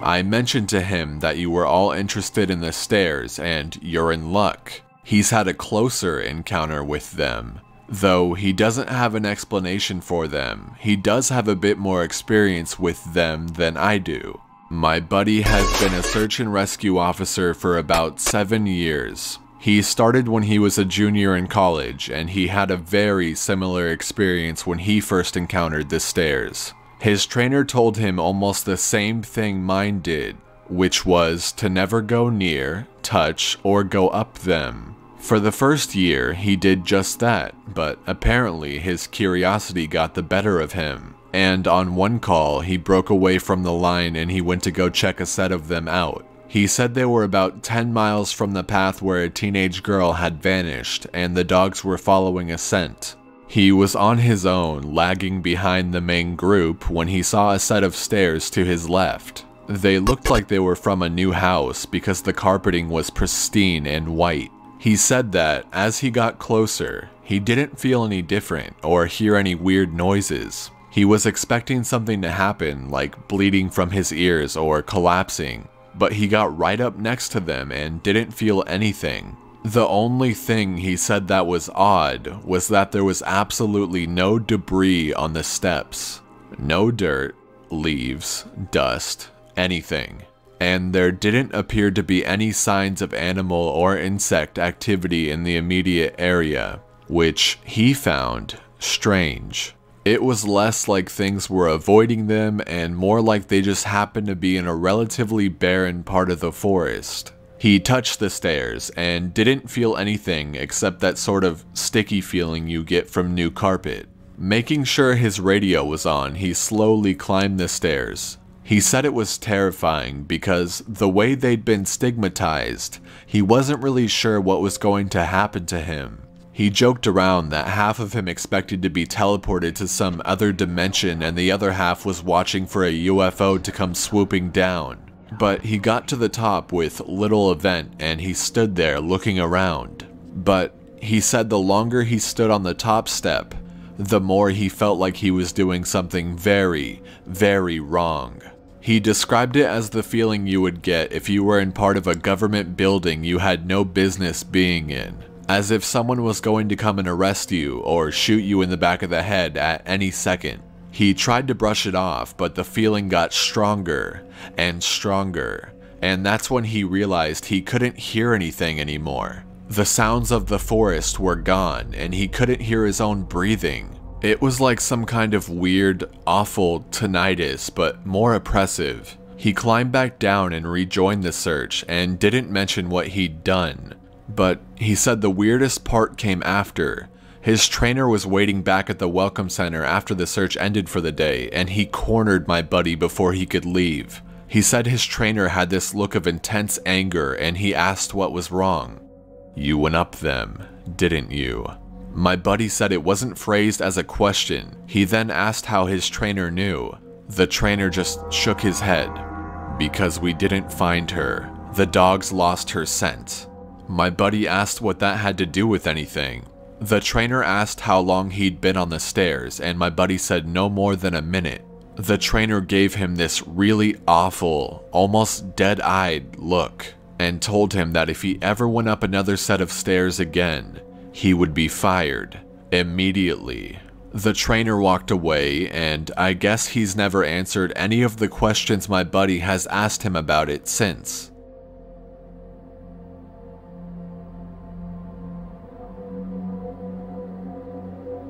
My buddy has been involved in a lot of missing persons cases where there's never been a trace of them found. I mentioned David Paulides, and my buddy said he can confirm that those stories are, for the most part, accurate. He said that most of the time, if the person isn't found right away, they're either never found or they're found weeks, months, or years later, and in places they can't possibly have gotten to. One story he told me really stood out that involved a 5-year-old boy with a severe mental disability. The little boy vanished from a picnic area in the late fall. In addition to the mental disability, he was also physically handicapped, and his parents explained over and over that he simply could not have vanished. It was impossible. Someone had to have taken him. My buddy said they searched for this kid for weeks, going miles out of the accepted range, but it was like he'd never been there. The dogs couldn't pick up his scent anywhere, not even in the picnic area where he'd apparently vanished from. Suspicion fell on the parents, but it was pretty clear that they were devastated and hadn't done anything sinister to their kid. The search was concluded about a month later, and my buddy said everyone had pretty much forgotten about it by later in the winter. He was out on a training op in the snow on one of the higher peaks when he came across something in the snow. He said he saw it from far away at first, and when he got closer, he realized it was a shirt, frozen and sticking part way out of the powder. He recognized it as belonging to the kid because it had a distinctive pattern. About 20 yards away, he found the kid's body, laying partially buried in the snow. My buddy said there was no way the kid had been dead for any more than a few days, even though he'd been missing for almost 3 months.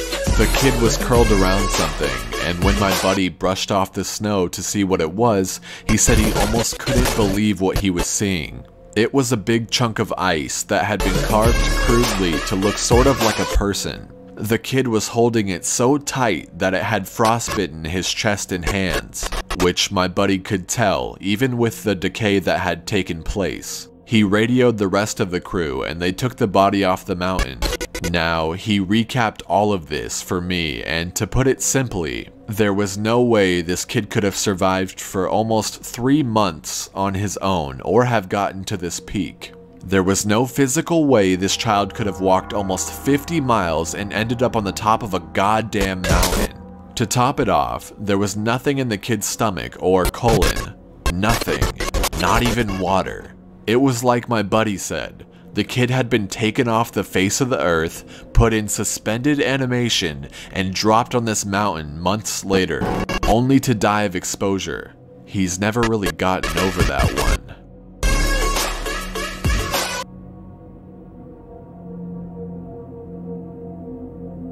The last story I'll share from him was one that took place relatively recently, only a few months ago. They were out doing a recon for mountain lions because there had been several reports of sightings in the last couple of days. One of our jobs is to scout the areas where these animals are seen to ensure that if they are in that area, we can warn people and close off the trails. He was out on his own in a very heavily forested part of the park toward dusk when he heard what sounded like a woman screaming in the distance.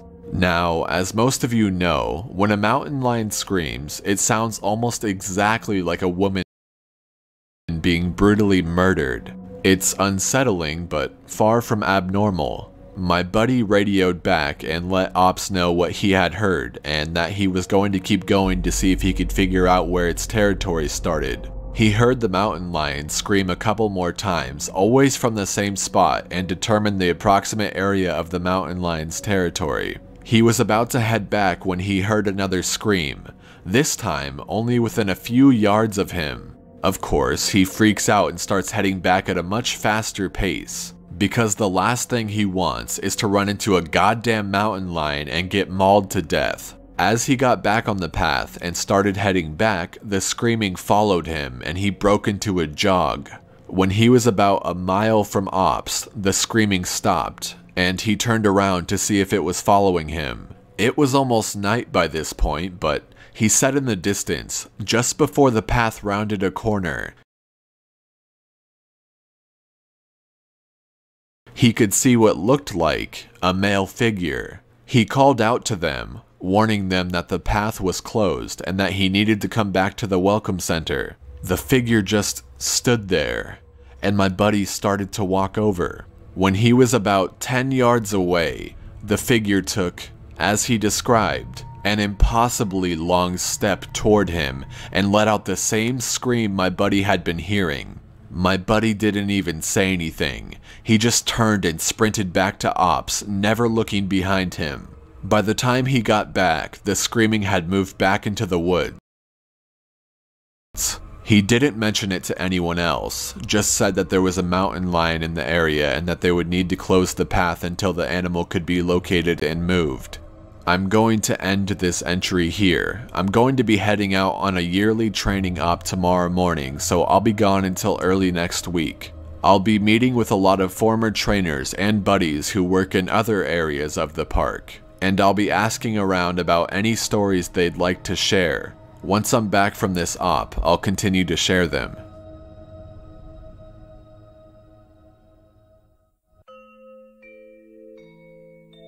Hey guys, I'm back from my training op, and I have a lot of really interesting stories to share with you.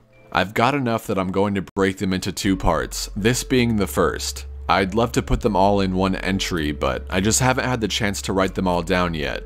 I didn't have anything too crazy happen while I was out there, but we did have one incident with a rookie that I found relevant. I'll assign each batch of stories to the person who told them to me. Let's start with KD. KD is a vet who's been a search and rescue officer for about 15 years. She specializes in high elevation mountain rescues and is widely considered one of the best in her field. She was one of the more enthusiastic storytellers, and since we were together a fair amount during exercises, she ended up telling me about 4 that really stuck with me. The first one she told me in response to me asking about her most traumatic calls. She shook her head and told me that really bad calls happen more frequently on the mountain since the potential for nasty accidents is higher. About 5 years ago, one of the parks she worked at had a string of disappearances. It was a bad year, she said. One of the worst on record as far as weather went. They were getting about a foot of new snow every couple of days, and there were a few avalanches that killed some climbers. They warned people about staying on the mapped areas, but of course, there's always those who don't listen. In one particular nasty case, an entire family got wiped out because the father decided he knew better than the officials, and he took them into an area that wasn't safe. They were snowshoeing, and as best as KD can figure, they'd walked into a shelf of snow that looked solid but actually wasn't. It gave way, and this family went ass over tea kettle almost 300 feet down a slope. They landed on the rocks at the bottom, and the parents died instantly. One of the kids did as well, but the other two survived. One had a broken leg and fractured ribs. The other was almost unharmed except for some bruising and a sprained ankle. The uninjured child left his sibling behind and set out to find help. KD said that the kid didn't make it more than half a mile before the storm overtook him. The kid stopped to try to get warm, or maybe just some rest, and ended up freezing to death. They ended up finding the family with the help of some witnesses who saw them heading out into the wilderness, and she was the one to find the kid that had frozen to death looking for help. She said it had started to snow just enough to obscure long-distance vision, but not enough to make searching impossible. She saw a figure sitting in the snow up ahead, and she got to it as quickly as possible. She described, in detail, how as she got closer, she realized first that it was a child, second, that they were deceased, and third, that they had frozen in one of the most pitiful positions she's ever found a corpse in. The kid was sitting upright, with his knees tucked up against his chest. His arms were curled around them, and his head was tucked up in his coat. When she moved the coat to look at his face, she saw that he had died crying. His face was twisted and the tears were frozen on his cheeks. She said it was painfully obvious that the kid was terrified when he succumbed to hypothermia, and as a mother, it broke her heart. She told me repeatedly that she hopes the father is burning in hell as we speak.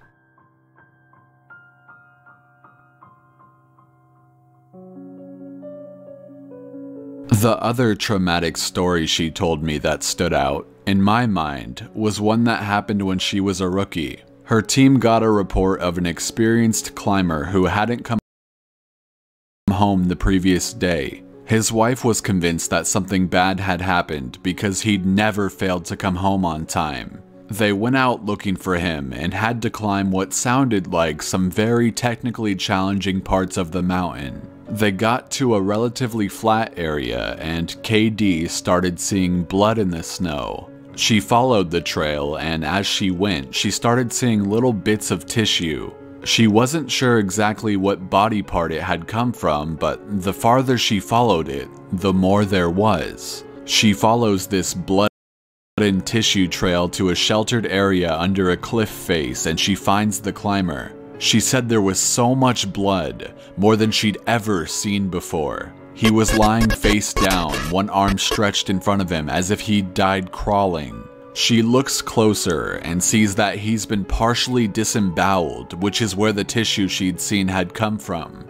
The guy has an ice pick tucked into a hip holster and it's covered in blood. Of course, they'll never be sure exactly what happened, but she said as best as she can figure, this is what went down. The guy had been attempting to climb up to the next area and had been using his ice axe to ascend. He'd probably hit a loose patch and had fallen. On the way down, or possibly when he landed, he got impaled by the axe and it had disemboweled him. He'd drug himself along, tearing pieces of himself out as he went, and died under the cliff face. She isn't terribly bothered by gore, but I guess a few of the guys who came to help her remove the body threw up when they turned him over and a good portion of his intestines spilled out.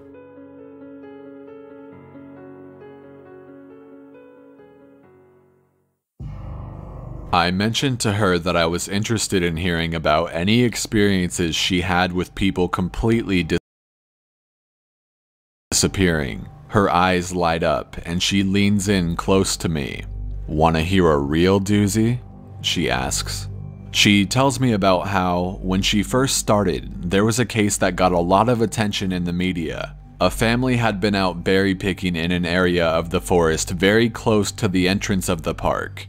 They had 2 little boys, both under the age of 5, and at some point during the day, one of them vanishes. There's an absolutely massive search and they find absolutely nothing. It's another one of those cases where it's like the kid was never there in the first place. The dogs just sit down and don't pick up on anything. No trace of the kid is found. The search goes on for about 2 months but is eventually called off. Fast forward to 6 months later. The family comes back to place flowers at a memorial that's been set up for the kid. They bring their other son. While they're placing the flowers, they lose sight of the kid for about 3 seconds, and in that span of time, he vanishes into thin air. Now, obviously, the parents are beyond devastated. It's awful enough to lose 1 child, but to lose 2 is beyond imagining. The search is huge, one of the largest in state history. There are about 300 volunteers combing every inch of this park looking for the kid, but again, there's no trace of him. The search goes on for about a week, with people looking miles from the part of the park he vanished from. And then, almost 2 weeks later, a volunteer about 15 miles from the designated search area radios in that he's found the kid. They assume that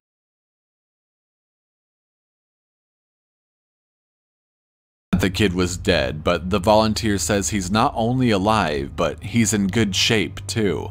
KD and her team go out to recover the kid, and when they get there, she can't believe that this is the same kid that's been missing. His clothes are clean, there's no dirt on him anywhere, and he doesn't appear traumatized. The volunteer says he found the kid sitting on a log, playing with a little twig bundle that's bound together with some old rope. KD asks him where he's been and who he was with for 2 weeks, and the kid tells her that he's been with the Fuzzy Man. Now, KD firmly believes in Bigfoot, so she gets all excited and asks what he means by fuzzy. Was he hairy? But the kid says no, he wasn't hairy. He was a fuzzy man, and he describes a man that's blurry, like when you close your eyes but not all the way closed. He says the man came out of the trees and took the kid with him deep into the woods. The kid says he slept in a hollow tree and the fuzzy man gave him berries to eat. KD asks if the man was mean, if he scared the kid, and the kid says, no, he wasn't scary, but I didn't like how he didn't have eyes. KD says they get the kid back to headquarters and a cop takes him into town to talk to him more about what happened. She's friends with the cop that talked to him, and she said the kid described being kept in this tree by the fuzzy man and given berries whenever he was hungry. He was allowed to wander around in a very specific clearing, but when he tried to go further, the fuzzy man would get mad and yell real loud even though he didn't have a mouth. When the kid got scared at night, the fuzzy man made it go brighter and gave him the twig bundle.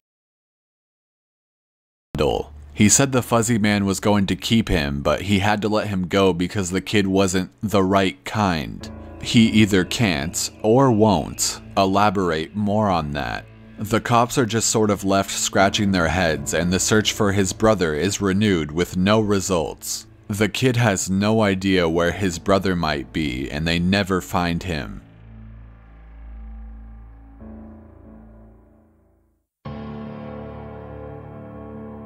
The last story that KD told me was of something that happened to her when she got separated from her training group when she was a rookie. They were learning the basics of high elevation belaying on a well-mapped side of a mountain, and she had to use the bathroom. She went off about 50 yards from the group during a meal break and did her business. I'll tell the rest exactly as she told it to me. So I go to take a piss, and once I'm done I start going back to the group.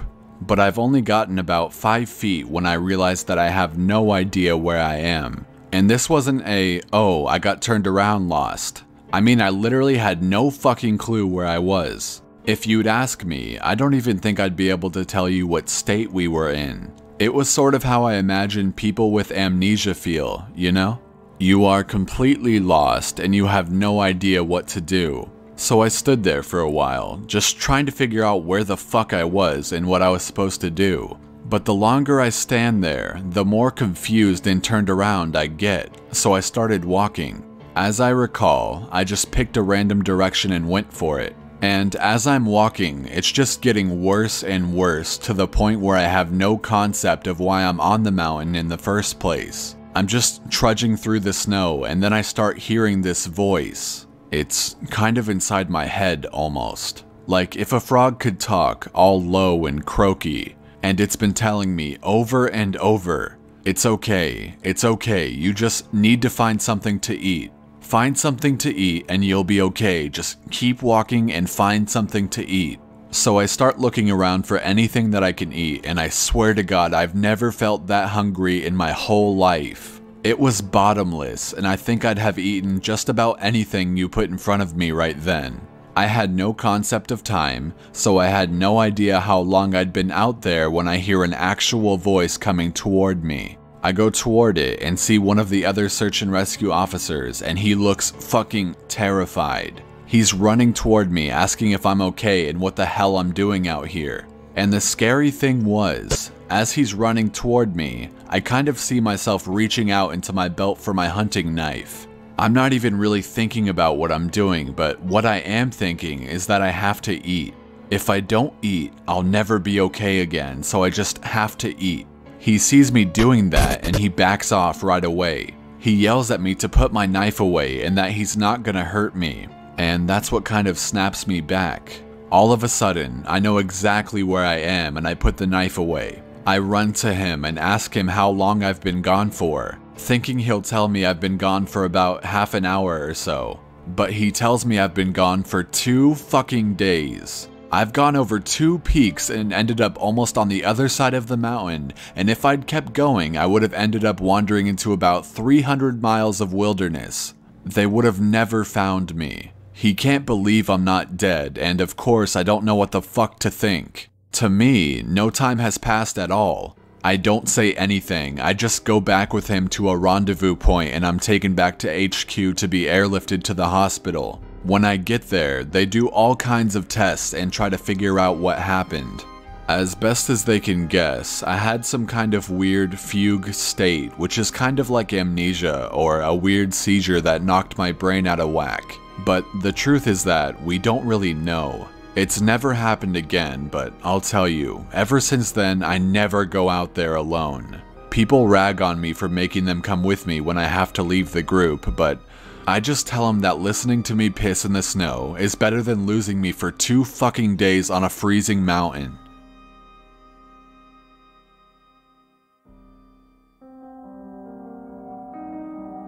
The next person I talked to was EW, a former trainer who now works as an EMT. He still comes to ops like this to help out, but doesn't work full-time for us anymore. He specialized in finding lost kids. He just seemed to have a sixth sense when it came to knowing where they'd gone. He's a legend among the senior vets, but he gets embarrassed if you compliment him on his work. He sat down with me at dinner one evening and we ended up swapping stories. Most of them were just casual, but when we got on the subject of our more weirder calls, I mentioned that I had a buddy who had went up a set of stairs. He got kind of quiet and asked me if I'd heard of a little boy who disappeared from his park a few years back. I hadn't, so he told me this story. They were out looking for this 11-year-old boy, Joey, who had gone missing near a river. Of course, the first thought was that he'd fallen in and drowned. But when they brought dogs out, they led search and rescue officers away from the river and up into a very densely forested area. When we do searches for people, we search in a grid pattern and we search every box of the grid and incredibly thoroughly. What EW's team noticed right away was that a very strange pattern was emerging. Dogs in alternating boxes were picking up Joey's scent, but losing it when they overlapped with another box. If you think of a checkerboard, Joey's scent was being picked up in random black squares, but never in red. This, of course, didn't make any sense, because how could this kid bounce from area to area without leaving a scent in each box he passed? EW and his partner pass into a new box of the grid, and EW notices a set of stairs about 50 yards away. He tells his partner that they need to go check near it, but his partner flat out refuses. He tells EW that he's made it a point to never go near any stairs he sees, and that while it may be routine, he's not to pretend that it's normal. He tells EW that he'll wait in sight while EW checks. EW says that he was irritated, but he felt for the guy, and he didn't push him on the subject. He started speaking. I walked over to the stairs. They were small, kind of like stairs into a basement. I don't really feel strongly one way or the other about them. The stairs, I mean, so I wasn't scared or anything. I guess I'm like everyone else, and I just prefer not to think about them too much. Anyway, I went over and I could see that there was something lying on the bottom step, sort of curled up. My heart sinks because, of course, you always hope for the best. And we were confident that we'd find this kid alive because he'd only been missing for a few hours. But I knew right away that it was him and that he was dead. He was curled up in a little ball on the step, holding his stomach. It looked like he'd been in horrible pain when he died, but I didn't see any blood, except some on his lips and chin. I radioed in that I'd found him, and we got his body back to command. That poor family. God, they were devastated. The parents couldn't understand how he'd been dead, cause he'd only been gone for such a short amount of time. And on top of that, we didn't have any obvious cause of death, which made it worse. I figured he'd probably eaten something poisonous since he was holding his stomach when I found him, but I didn't want to guess. It's hard enough to hear that your kid is dead, let alone some stupid search and rescue guy guessing about what happened.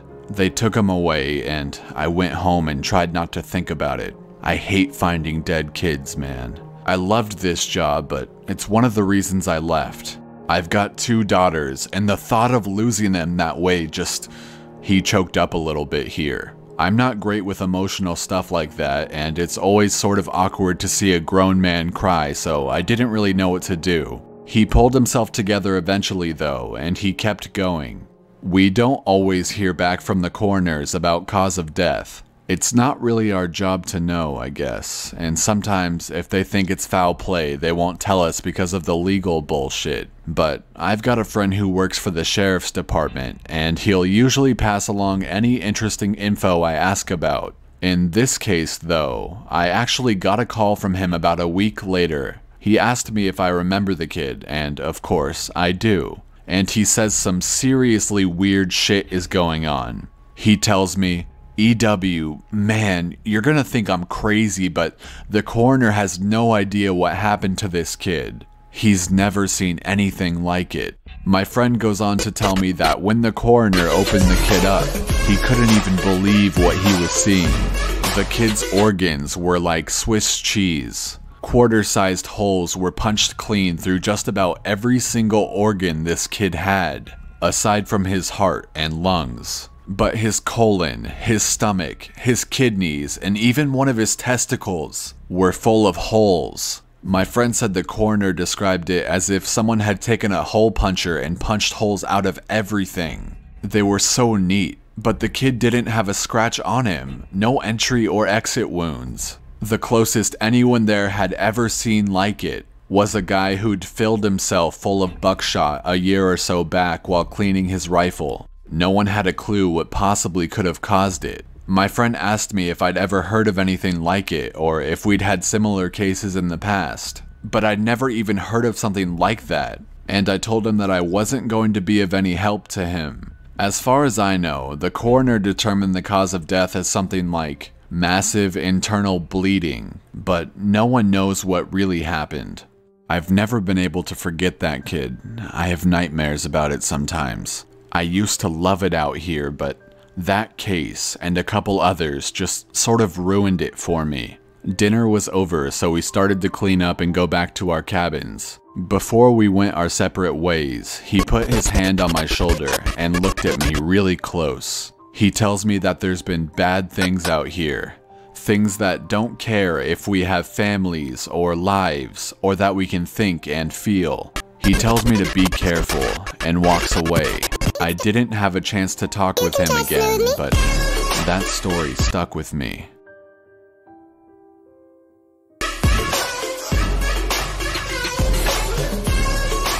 By pure coincidence, I got to talk to another vet, PB, who's been in the search and rescue field for years.